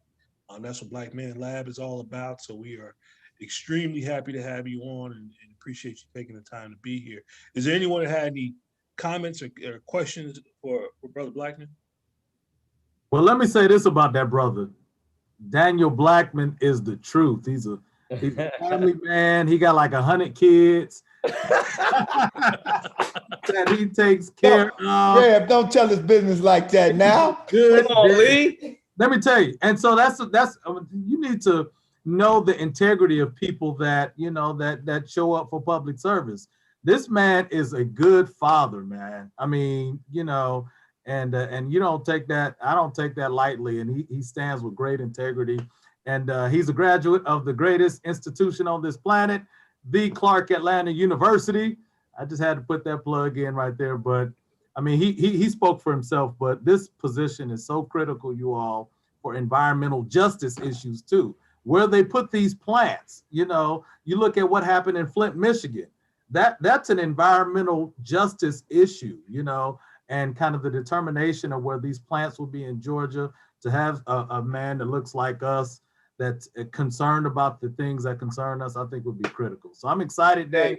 Real quick to Lee's point, we hear a lot about Flint, but we don't hear about areas like Juliet, Georgia, where coal ash contamination has totally compromised our waterways. In Savannah, we no longer have federal funding to test the drinking water in the Savannah River, even though the nuclear plants take about 80 million gallons of water a day out of the Savannah River site. And Francis, brother, I know you know this because you've been fighting around this state, but I'm going to share this with y'all. We have a nuclear project right now that's 5 years behind schedule, and it's $14.5 billion over budget. All right. This is something we're paying for. And not only are we paying for it, there are no minority contracting regulations, which means on a $30 billion project at just 10% minority participation, that's $3 billion of contracts. We got to change that narrative. And the way we want to do that, because I didn't mention this in my comments, is we want to create hubs called Institutes of Public Utilities on our HBCUs, Savannah State, Clark Atlanta, Morehouse, Spelman, and also Fort Valley State. We want to create hubs, energy hubs that can build a reflection of the workforce of the future. I'd be remiss if I said I want to be a representation of our community without activating our historically Black colleges and our technical colleges to end up transitioning that workforce with good paying jobs that can build our community. So trust and believe that when I get elected, we're going to work extremely hard to activate each of our campuses. And just to add to that, we just got Michael Reagan appointed. He's going to be Biden's pick for the environmental EPA, first Black man too. So you and Blackman, no pun intended. Go for it. I love it. Hey, we want to thank you, Brother Blackman. Thank you. I want to bring on a brother who is just, I don't know how he does it. He's running, moving all the time. I want to bring on Brother Imar. Brother Imar, I want you to come on and bring up some of our socially conscious brothers from the entertainment industry, and just let them know, you know, one of them is one of my Let Us Make Man brothers. But Brother Imar, I don't know how you do what you do, brother, but we appreciate you. We love you. And we just want to hear from you. And then if you can make the introduction so that we can hear from the entertainment space. And then, of course, you know, we've got to hear from Brother Jeff Street, Craig King. These brothers are in the entertainment space with young people, so to speak. Right on. Holly, first of all, it's good to be with so many brothers. And, you know, I come from the journalism background. And it's interesting to me, as you know, not that it's about this, but I say, where are the cameras now to see brothers coming together to lift up and mobilize brothers? But that's okay, because it's not about all that, but it's just, you know, it just was the epiphany that I had as I was watching these powerful brothers. And first of all, Daniel, Lee, you hit the nail on the head. You know, it's important that, first of all, we don't just elect people that look like us, but as one of my great mentors said, that you need to elect your color and your kind. And oftentimes we forget about that integrity piece. You know, people who show up and who say the same thing and act the same way in all communities, no matter where they're at. And Daniel has proven to be that person even prior to running for elected office. I mean, like Andre, like Lee, and like so many others who have been in the space of public service. But I also want to just, as Maoli said, bring forward two brothers who really, we know them so well in the entertainment space, but they're so much more than just entertainers. They really are what I like to call social activists that understand the platform that they have to reach so many critical communities that we need. So first, I'm going to ask Brother Q Parker if he would come forward and just share a few remarks with us. And then after that, to ask Brother Lamont Rucker if he would then share some things, again, staying on this theme of the importance of mobilizing and the power of the Black male vote. Absolutely. First of all, just thanking everybody. And it's an honor to just be in this room. You know, one of my mentors has always told me, like, you know, choose your circle wisely and make sure that you're not the alpha in the circle. Because when you're the alpha, you stop your learning. And so it's just absolutely amazing to be a part of this conversation with so many great men. As I listen, my mission is to get as much information as I can, educate myself, and lean on these brothers to give all of this knowledge. And then I take that back into my circle. I take that back into my industry, because we are the industry that has so much influence, massive influence. We can just say, hey, go left, and everybody is going left. We can say, hey, go get this new tennis shoe. This is the newest fashion trend, and then everybody's going to get it. We can come up with a new slang word that becomes, you know, common dialogue in our communities. And so if we can do that, why can't we use the same voice that influences all of these people to do all of these other things to get out and be heard? And so that is my mission. That is what I am doing up until this election. I'm leaning on all of my peers, all of those that have all of these millions of followers, educating them. We're learning together, but also just leaning and pushing on them so that they use their voice and use their level of influence to get these young ones, these millennials, and even their friends to now be a part of what we have in front of us. As everybody has said, we're living in one of the most critical times, and what we do today is going to affect our children's children and children's children and generations going forward. And so we have to be heard. I think the male voice is one of the most powerful voices ever, and it's just time for us to really show up. I appreciate the women. They've always held us down for years. They've held us down and will continue to hold us down. But I'm just ready for us to really show up and show out. And we can do it. We can do it as long as we continue having these types of conversations. We continue to have these type of rooms created, and we can continue to have the open minds, because we have everything that we need. It's just time for us to get out here and mobilize it, man. So I'm on board. I'm ready to do the work. And like I said, I'm going to continue leaning on all of you brothers so that we get as much information and education that we can. And so that when we go out into the communities and when we pick up the phone to our peers, they'll get the information, and then now they'll just each one teach one. So, man, thank y'all so much for just all your inspiration, man. You guys always are inspiring me, every last one of y'all on this call, man. So thank y'all. Thank you, brother. Brother Rucker?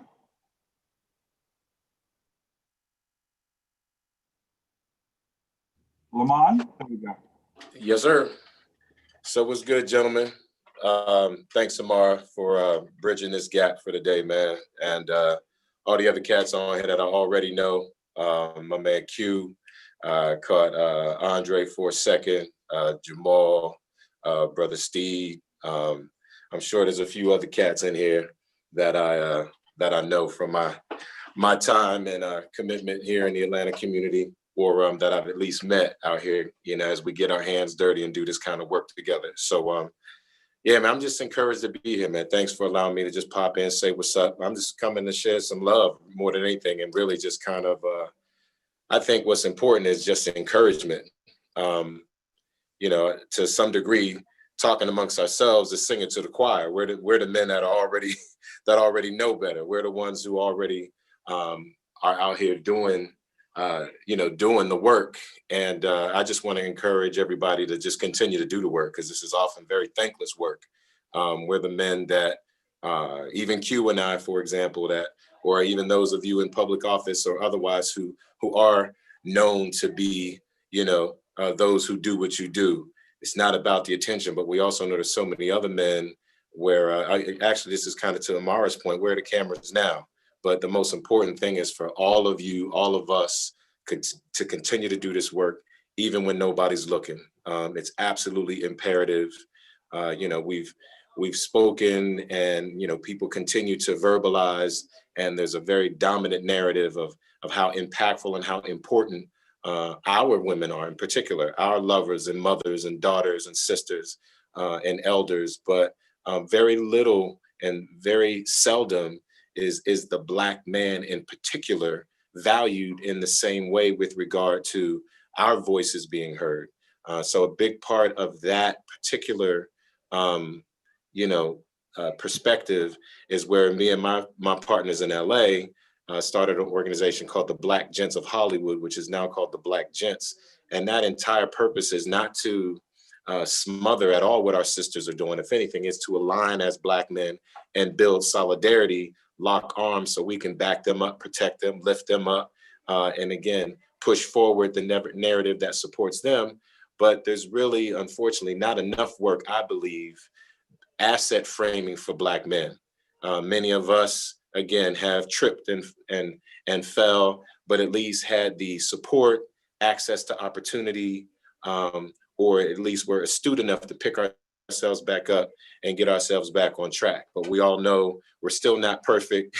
We'll probably continue to make mistakes, but significantly fewer mistakes than one of our other brethren, because at least we've got each other, and because we're committed to work that has purpose and has impact.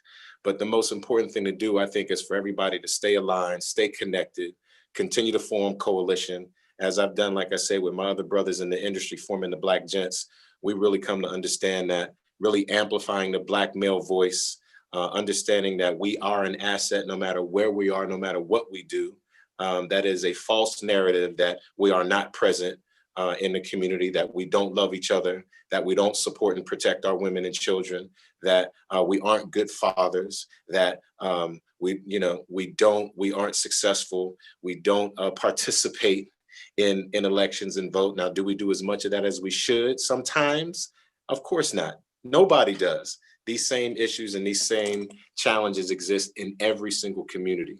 But I really want to encourage everybody to also reach out to so many more of the men who don't feel like they're included in the conversation, who don't feel like they're an asset, who don't understand how much their voice matters. And not just that it matters, but how.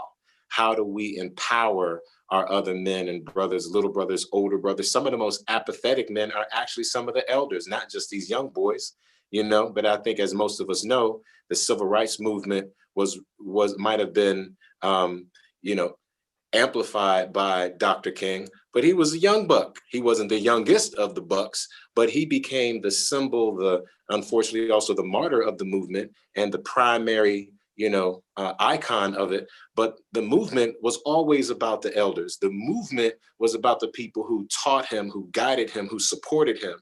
And then those who were also out there in the street and really, really made some of this social change work was the young people. It's the SCLC, and as you all are talking about, our college youth and high school age kids. I mean, what we know about even some of the very small children that were integrating schools that impacted. We hear very little about Claudette Colvin, but we hear Rosa Parks' name all the time. But we forget this little young lady was actually one of the first people to be in a position to say, no, I'm not, moving my seat. So it's like the young people who are really at the core of what really is going to make this country be shaped the way we need it to be shaped. But as the big bras, we got to really do our part to grab some of these young brothers by the hands sometimes, or wrap our arms around them, not necessarily always just get in their face, but more so listen, get them to understand their value, listen to their heart, understand what they need, understand what is really in the way of them getting to where they believe they need to go. The unfortunate thing is they don't have faith that they can get there. But if we involve them and engage them and encourage them and empower them and protect them and bridge the gap for them, I believe all of the things that we know we are and can be as Black men, our younger Black men will do the same. Our older elders and brothers and uncles and grandpas or whatever who are kind of tapped out and exhausted, we've got to reinforce and re-encourage these same things with them. And if all of us can get our act together a little bit better, if we can align with one another a little bit more significantly, build each other up, not push each other down, as we know, like the love is here. I see it. We live it. We breathe it. Amara and I in particular have known each other for years. No matter where we are in the world, no matter where we are in the country, we're finding a way to bring one another into the conversation to do whatever kind of powerful and productive work we possibly can. Now that he's over at, AIDS Healthcare Foundation, we've done countless things together just doing, and in particular it's helped because while I've been in production in Atlanta so much over the last 10, almost 15 years now on and off, I've been able to have my boots on the ground with you guys. But I just registered to vote in Georgia.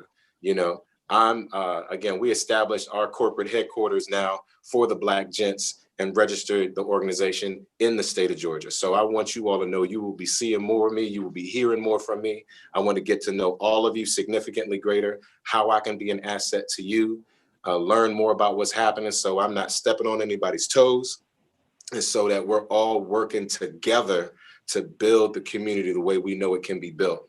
And if we got each other's backs, man, and we're here loving and supporting each other, ain't a damn thing we can't do. Black men have always been cornerstones of our community. We will continue to be. So any narrative that says otherwise, I want everybody to already agree that is bullshit, and then make sure we convince everybody else that is bullshit.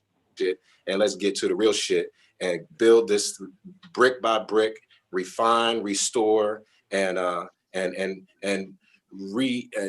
refine even, what that Black male image is. So I appreciate all of you for doing the work you've been doing in all the many ways that you've been doing it, man.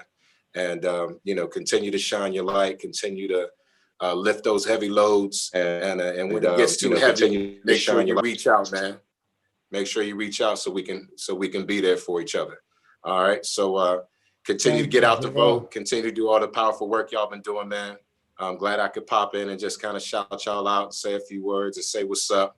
And, pleased to be in this conversation and part of this community with you now. So looking forward to the future.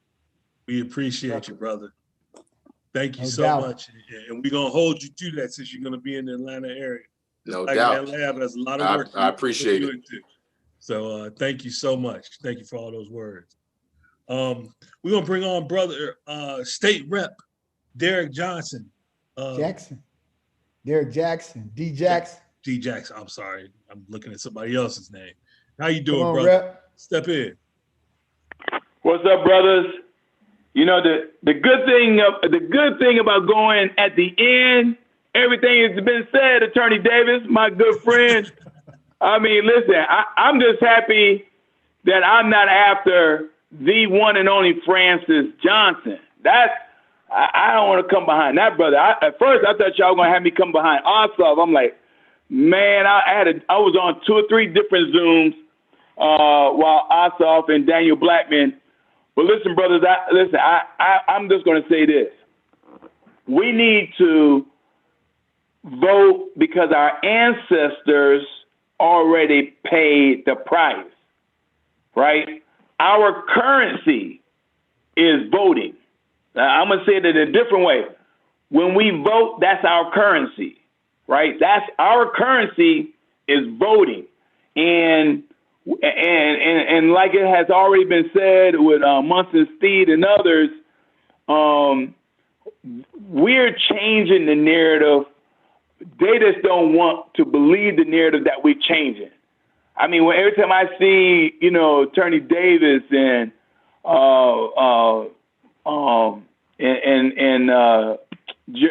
Griggs, out there in the streets fighting a good fight in the courtroom, and Francis Johnson. I mean, and then Andre Dickens. I was with Andre Dickens last week on that D9 fundraiser.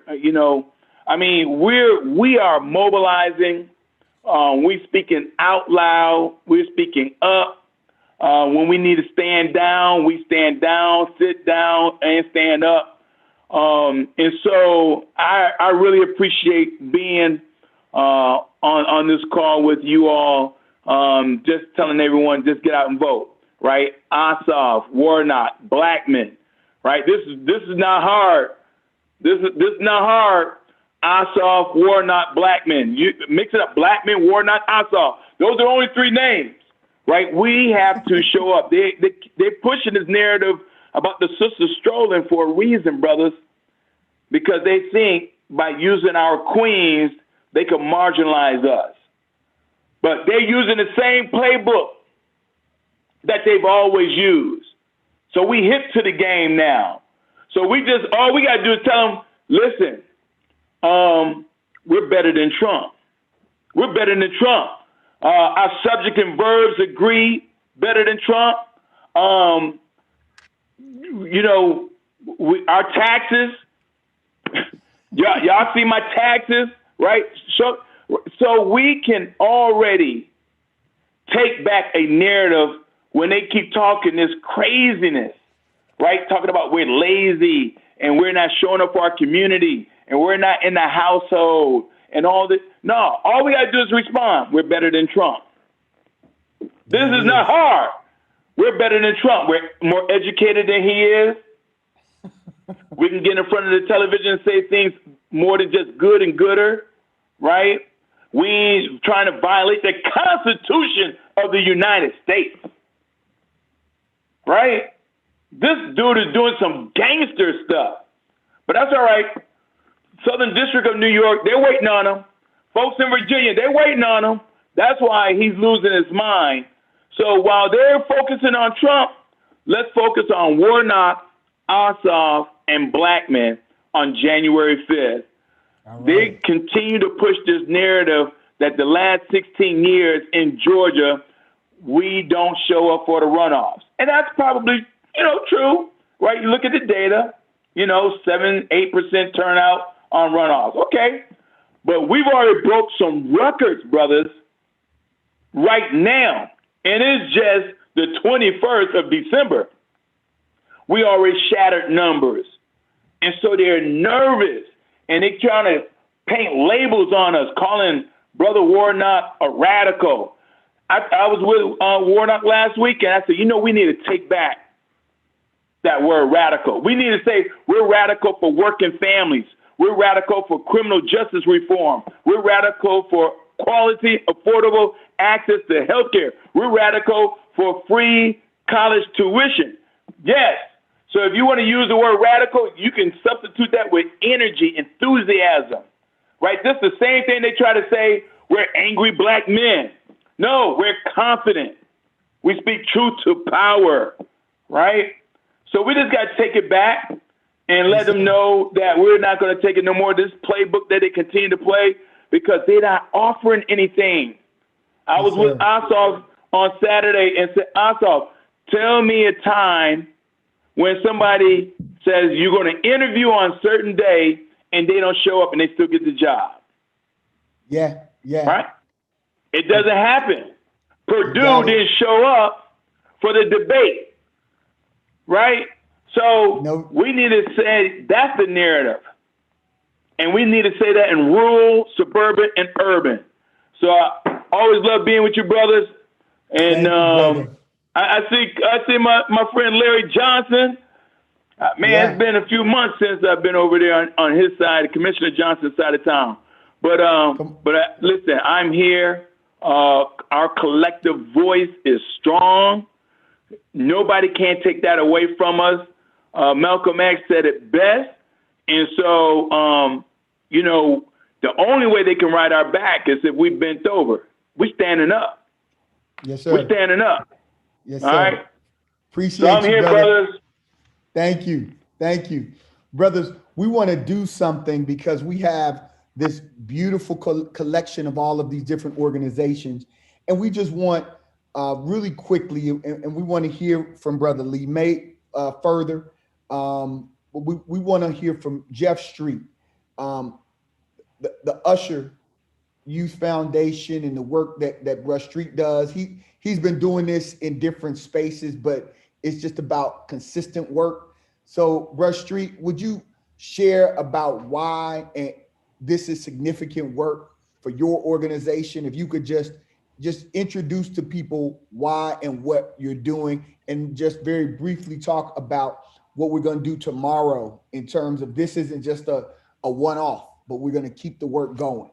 Absolutely. First of all, thanks for having me, Brother Davis. And greetings to everybody on the call, to those folks I know. Always a pleasure to see you again. For those I don't, it's great to meet you, albeit virtually. Again, I'm Jeff Street. I'm with Usher's New Look Foundation. I'm the Chief Operating Officer. And, one of brother that just preceded me said something that was profound, that so much has already been said. But one of the messages that really resonated with me in listening has been narrative change. A lot of what we are really trying to do right now is dispelling myths and creating a narrative that's more reflective of us, right? We want to be able to be self-determining, tell our own story, and not have other people define who we are. So our work is largely about building passion-driven global leaders. So we work with young people aged 14 through 24 in a number of different capacities. But as it relates to what we're talking about this evening, we embarked on a campaign called I Can't But You Can, primarily for our middle school and high school students, to show them that they have power in elections, even if they're not able to cast a ballot. So Brother Davis was gracious enough to share time with us. Brother Cliff also was a panelist too. But I think one of the things that we really have to help young people to understand is that they have power. For so long, young people have been made to believe that they don't. There are lots of different myths out there about how young people behave and their capabilities, particularly young Black males, and we know that to be a farce. In fact, young voter turnout is actually up since 2016, but that's not something that you'll hear about. It's up 15%. Which is something that's notable. So we need to tell those kinds of narratives to help young people feel more empowered, to make them feel more positive about what they have at their disposal and the futures that they can create. So what Brother Davis referenced a few moments ago is the concept of text banking. So I know each of you have been flooded with your inboxes and your phones have been flooded with text after text. You might have already voted, they're still asking you to vote. That's text banking. And I'm so proud that our young people have sent out almost 110,000 texts to voters across Georgia. I'm going to say that again, nearly 110,000 texts through 3 text banking events. So the idea was to give young people that opportunity to leverage something that they're so good at, which is texting, right? Using technology. We put that to our advantage and had them extend their impact on this election. So, it's beyond just talking to young people about what they should do, but it's giving them that space to actually do. One of the things we also wanted to lift up is, I think we all have ideas and we have all these perspectives, but too often we're not really listening enough to young people. We need to understand what it is that keeps them disconnected from this process, those that are not connected, and then have a conversation from there. I feel that that's a much more powerful way to connect with young people, to get their ear, build their trust, and then serve as guides on the side. brother was talking about how Dr. King, was one of the young bucks, right, in this movement. A lot of us, I don't want to speak for you, but I'm part of that salt and pepper generation you referenced, Mauli. My time to be the young person on the front lines has passed, so I'm a guide on the side at this point, and I welcome that role. So, I want to make sure that we're all supporting young people as best we can, motivating them, asking them what it is we can do to be supportive of them to help create these futures that they want to see. So very happy about the work we've been doing. I'm looking forward to connecting with a lot of you brothers that are on the call to help you impact youth further if that's something that you'd be interested in doing. And as Brother Davis said, tomorrow we'll be conducting another text banking party where we'll reach out to more brothers, young brothers 18 to 30, to encourage them to get out to the polls and tell people in their immediate circle to do the same. Awesome. Brother Jeff, thank you so much. And we're going to hold you to partnering with Black Man Lab even more in the future, because your demographic is right there with ours. So we really want to work with you and continue to coalesce, man. So thanks so much, man, for being here and all the work that you're doing. I want to bring on my brother, my HU Bison brother, founder of Rap Plug, and just a great partner, and I'm not even calling him partner, a member of Black Man Lab, Craig King. Craig, can you jump on? Hey, listen, I appreciate it. I just want to say one thing. This ain't going to take long at all. I love you all, brothers. Every last one of you that's on this call has done something for my spirit tonight. I'm skipping over. I feel like I'm fasting. I've been on this phone call, so I done missed dinner. I done got popped upside the head. This has been super significant and impactful. I just want to leave you all with a couple of thoughts, and then I'm going to dip out of here. One, I want you to understand what Rap Plug is, man. I want people to understand Rap Plug is an opportunity. It's an opportunity for you to leverage your messaging through us.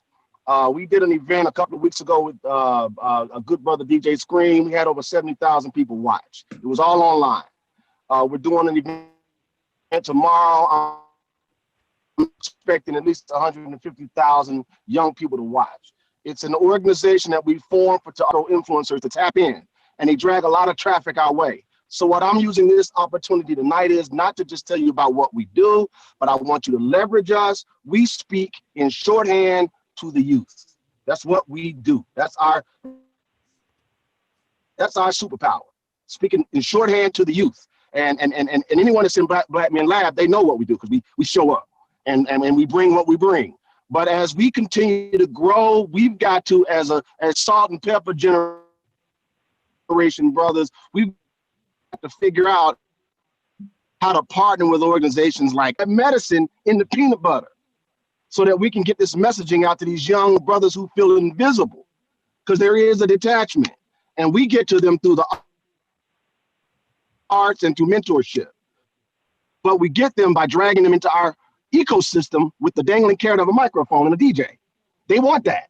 So as they want that, we give them what they want, and in turn, we message to them. So all I want from you guys to know is that I want to be a student and listen to this information, provide what I can, but give it back to these young people.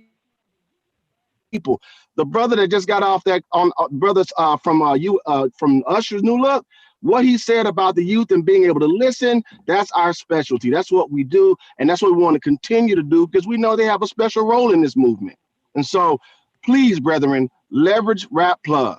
Feel comfortable with that, because we're here. We ain't going nowhere. I'm done. Bruh, we just give it up, man. Rap Plug has been down. Craig has been down with us. Like literally, we started at the Y.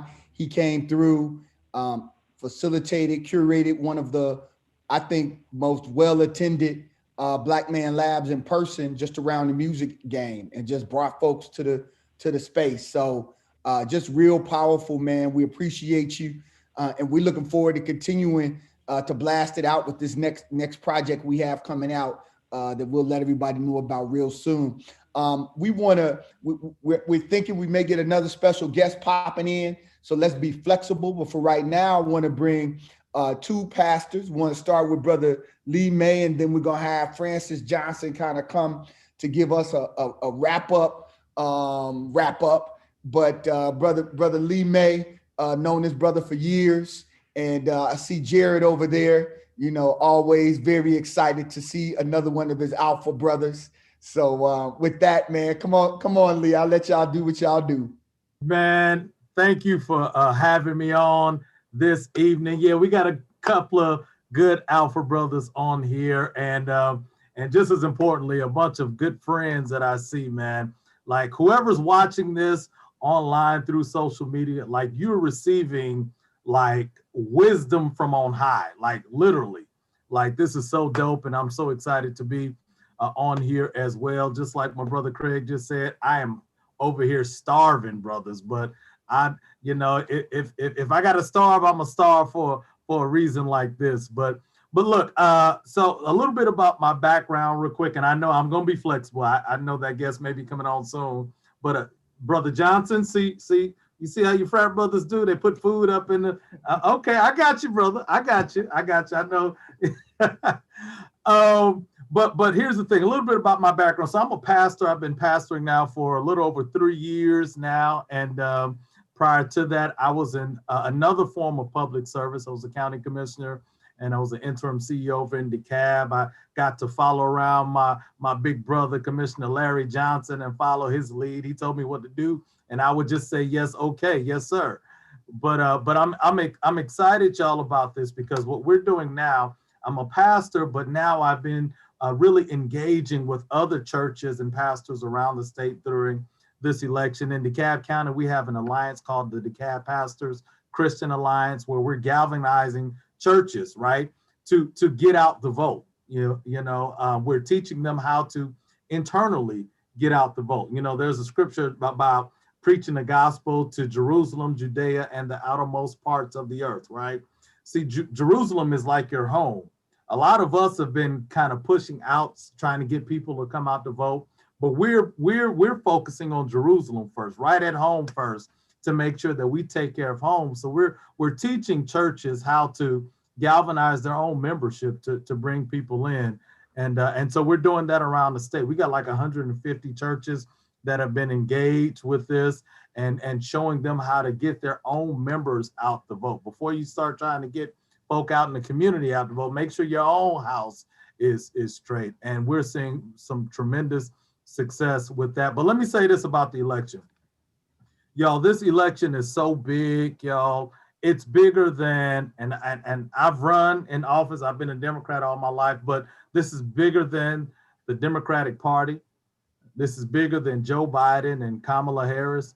This is bigger than even our two candidates. And I see one just popped in, and I'm gonna pop out in a second. But this is so important, y'all, because the future of our nation, the future of issues that directly relate to us as Black men is on the ballot, right? And I'm so thankful we have a Black man on the ballot that looks like us, that has lived our experience and can represent our experience through the creation and support of policy that will benefit us. So this election is critical, y'all, and you're voting for yourself. I know you may be voting for Warnock or anybody else on the ballot, but you're really voting for yourself when you get out to vote. And if you don't understand all the issues, don't worry about it. Just trust us. You're voting in your own best. You're operating in your own best interest when you get out to vote. So I'm gonna stop there, y'all, because I see there's somebody more important than me right now that needs to get on, that we all need to hear from, and I'm excited about it. Thank you for having me on, brother. Thank you, Brother May. Thank you, Brother May. We want to bring on Brother Warnock. I know he has been crisscrossing this state. Thank you, Brother Warnock. Rev, it's great to see you. Great for you to be able to join the Blackman Lab and all of our partners in this work. We have the DeKalb 100, Rap Plug, New Usher Look Foundation. So we just got a ton of folks. So come on in, Rev, and just share some wisdom and insight about the importance of Black men voting. We appreciate you. Well, thank you so much. It's wonderful to be here, brothers. I heard that the brothers were getting together, so I didn't matter what else they had me doing. I had to drop by and spend some time with the brothers. And it's great to be here. Thank you, Andre Dickens and others who pulled this thing together. I see my good friend, Francis Johnson. Lee May, you know, humility, you know, feigning self-abnegation. I don't know, that sort of works for you, but not quite. We you are a brilliant and capable brother in your own right. And if you won't say it, I will. I appreciate all that you contributed and all that you bring to the table. I want y'all to know that Mawuli Davis is a member of Ebenezer Baptist Church, a good tithe-paying, regular Sunday morning worshiper, he and his family.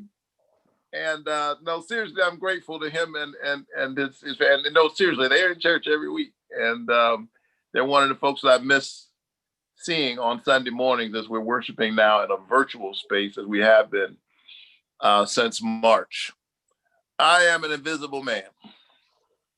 No, I am not a spook like those that haunted Edgar Allan Poe, nor am I some famous Hollywood movie ectoplasm.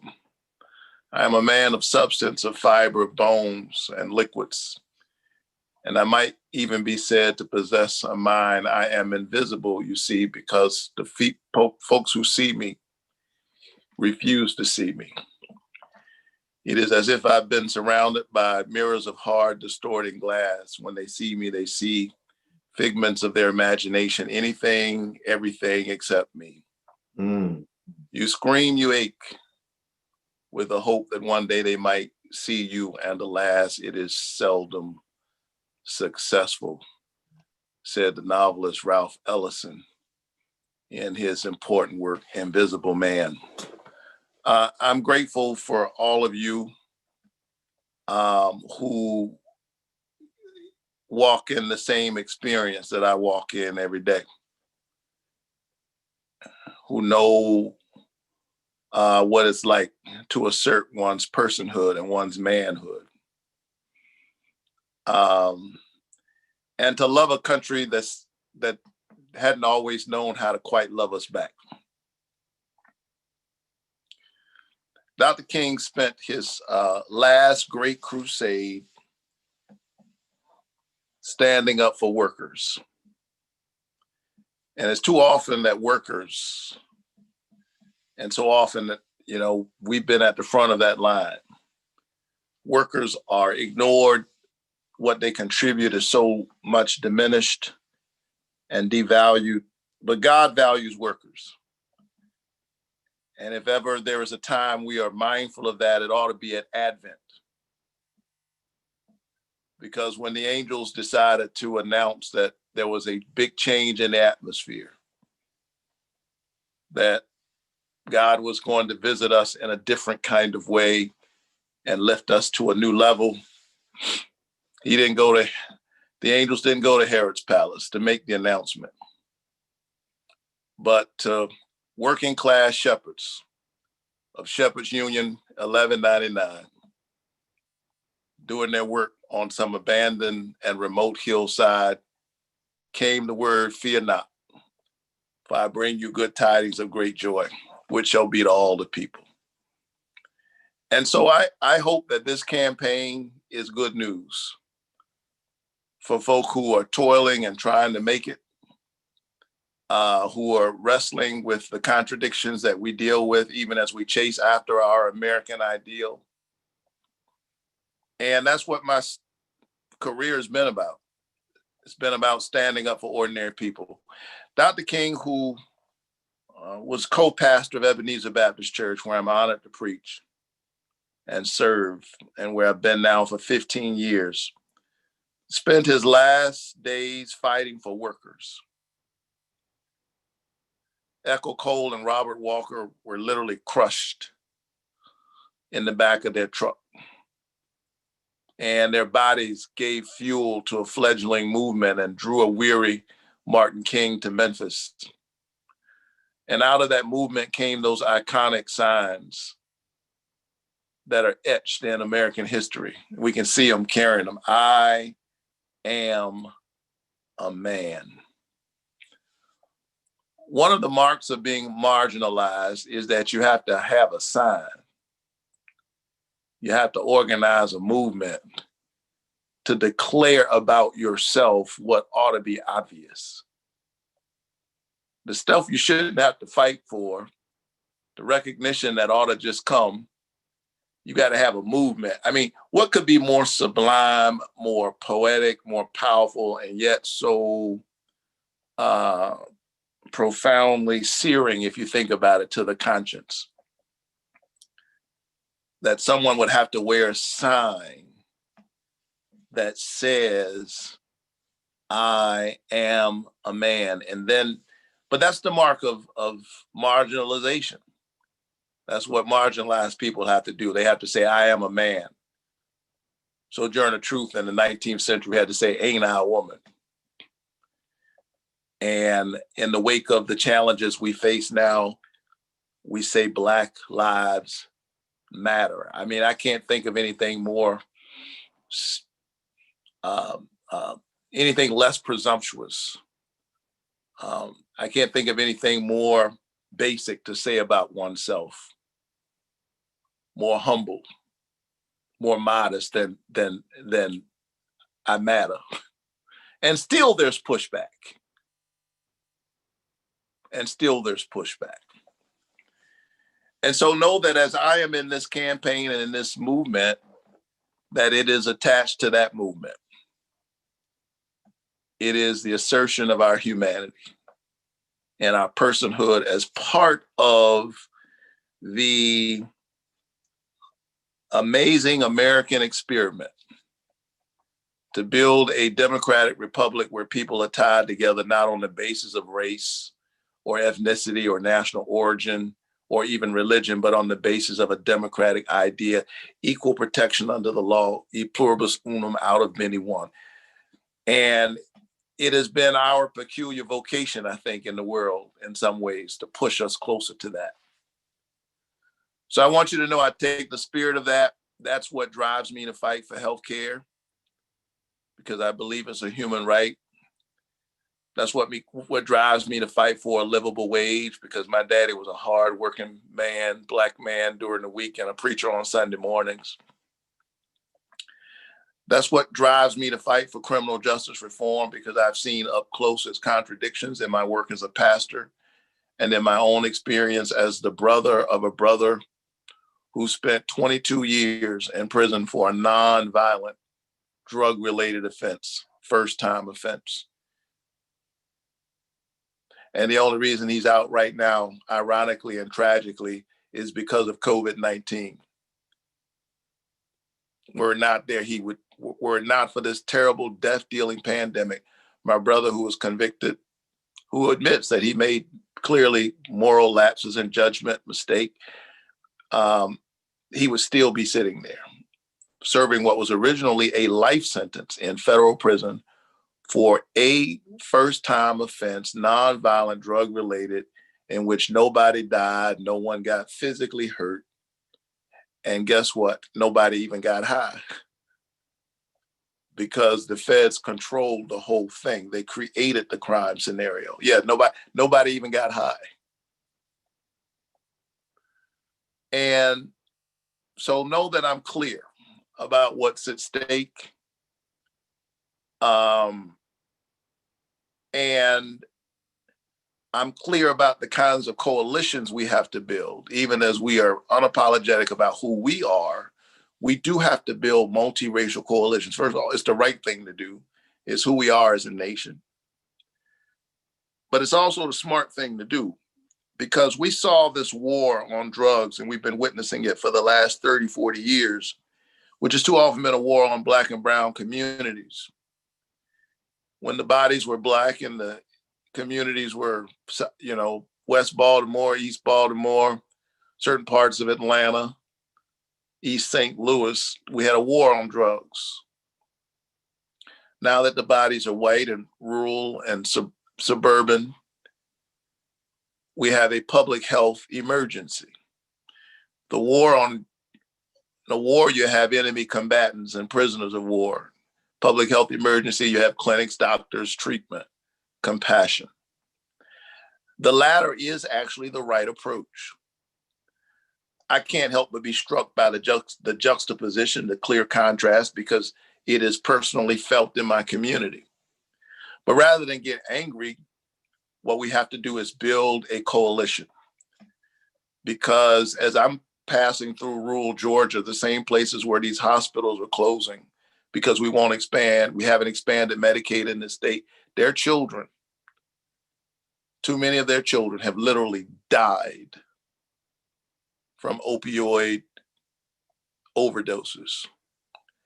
And so our children, black and white, red, yellow, brown, black and white, are self-medicating, responding to the gaps and the brokenness in our covenant that we have with one another. And I'm running to try to help inspire us to restore the covenant and redeem the soul of America. So thank you so much. It's wonderful to be here. I love you, brothers. And in the words of Curtis Mayfield, brothers gonna work it out. Brothers gonna work it out. Man, thank you, Rev. We appreciate you so much for coming on. We were supposed to be over at 8:30, but we heard that you could get on here, so we stretched it out because we knew you would drop a good word. I got to give a shout out to State Rep Derek Jackson, who's been, all of you have been supportive, but Rep Jackson has been at so many events, incredibly supportive, wonderful brother. And besides, he's an alpha man. Oh man. There's a whole lot of y'all on here. Here come the alphas. Here come the alphas yet again, man. Hey, 5. Oh my goodness. Thanks, Rev. It wouldn't be right if I didn't start something, you know. That's right. I know. You started and leave us to have to deal with it. Right. He sprinkled some love and then dropped that bomb. Then he's gone. Just like that. Oh man. We're just really excited that we've had such a wonderful evening.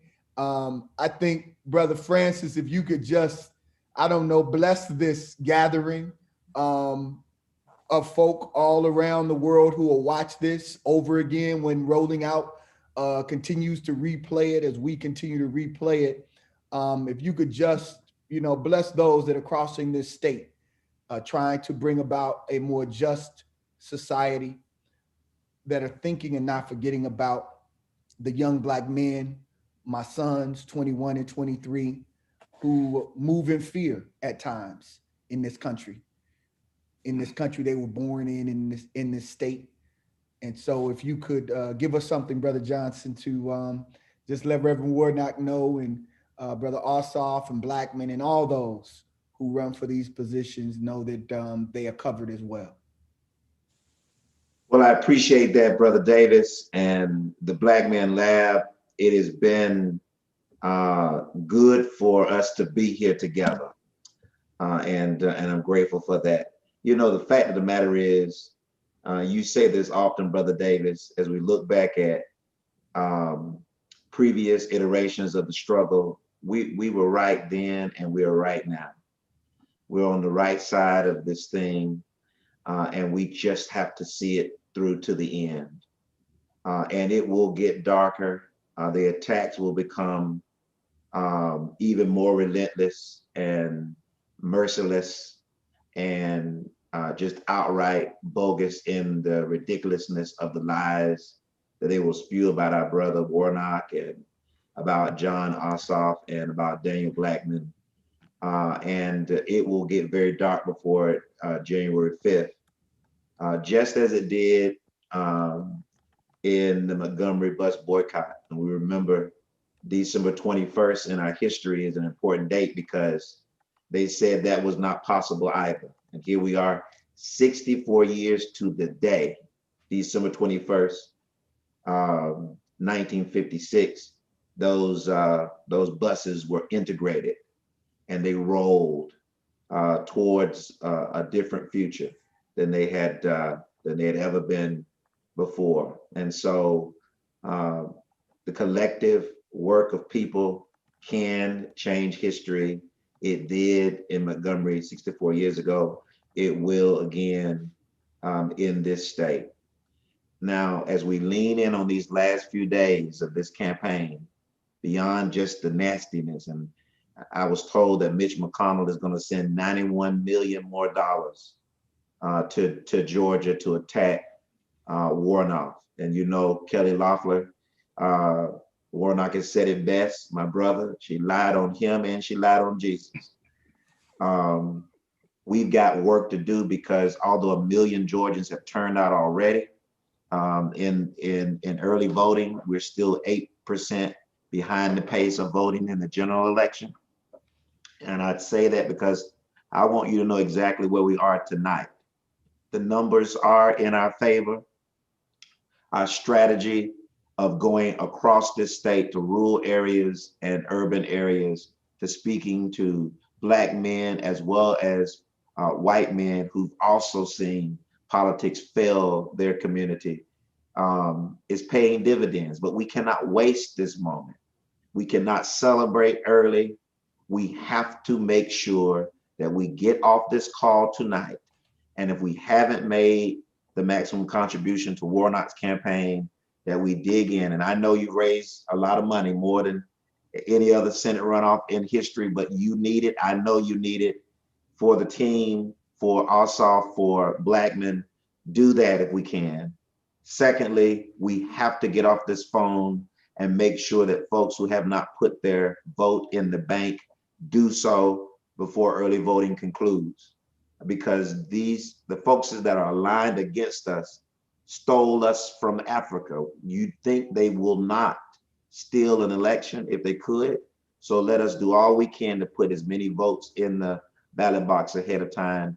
And the third thing you can do is make sure that you shake the tree. We cannot leave a single brother on the sideline. We have to have everybody in this game and push it over the finish line. And I believe on January 5th, we will know what impossible looks like again. Folks always have told us, the invisible men on this call, what impossible is. We'll show them what impossible looks like when we send Raphael Warnock, our brother, our comrade, our friend, to the United States Senate to help redeem the soul of this country. And we send Jon Ossoff there to take control of the United States Senate and give Joe Biden and Vice President Kamala Harris a mandate to move this country forward. And so if we do this, I know that we can do this. It will all depend on what we do when we get off this call tonight. Brothers, we close by linking arms. If you could, take yourself off of mute and let us link arms. This is our tradition in Black Man Lab. And when we're in person, and I know that it will be a welcome day when we can go back to the Andrew and Walter Young YMCA and be in person, and we link arms and we repeat this mantra that was given to us by Injiri Alghani, a Queen Mother who just stood with us. And it's very simple. I am a link in this chain. I am a link in this chain. And it won't break here. And it won't break here. I am a link in this chain. I am a link in this chain. And it won't break here. And it won't not break here. We are links in this chain. We are links in this chain. And we won't break here. And we won't break here. Ashe. Thank you all so much. Thank you all brother. so much for joining the Black Man Lab. Thank you all for your work that you're doing in the community. We will continue to push, and we're gonna get where we need to be, folks, as Black men. That's for damn sure. So thank you again, and we're gonna charge y'all with, we can be back in person together. We want everybody to be in the Black Man Lab space. So thank y'all so much. Black man can. Yes, sir. Right. Thank you, brothers. All right, take care, brothers. Strength, brothers.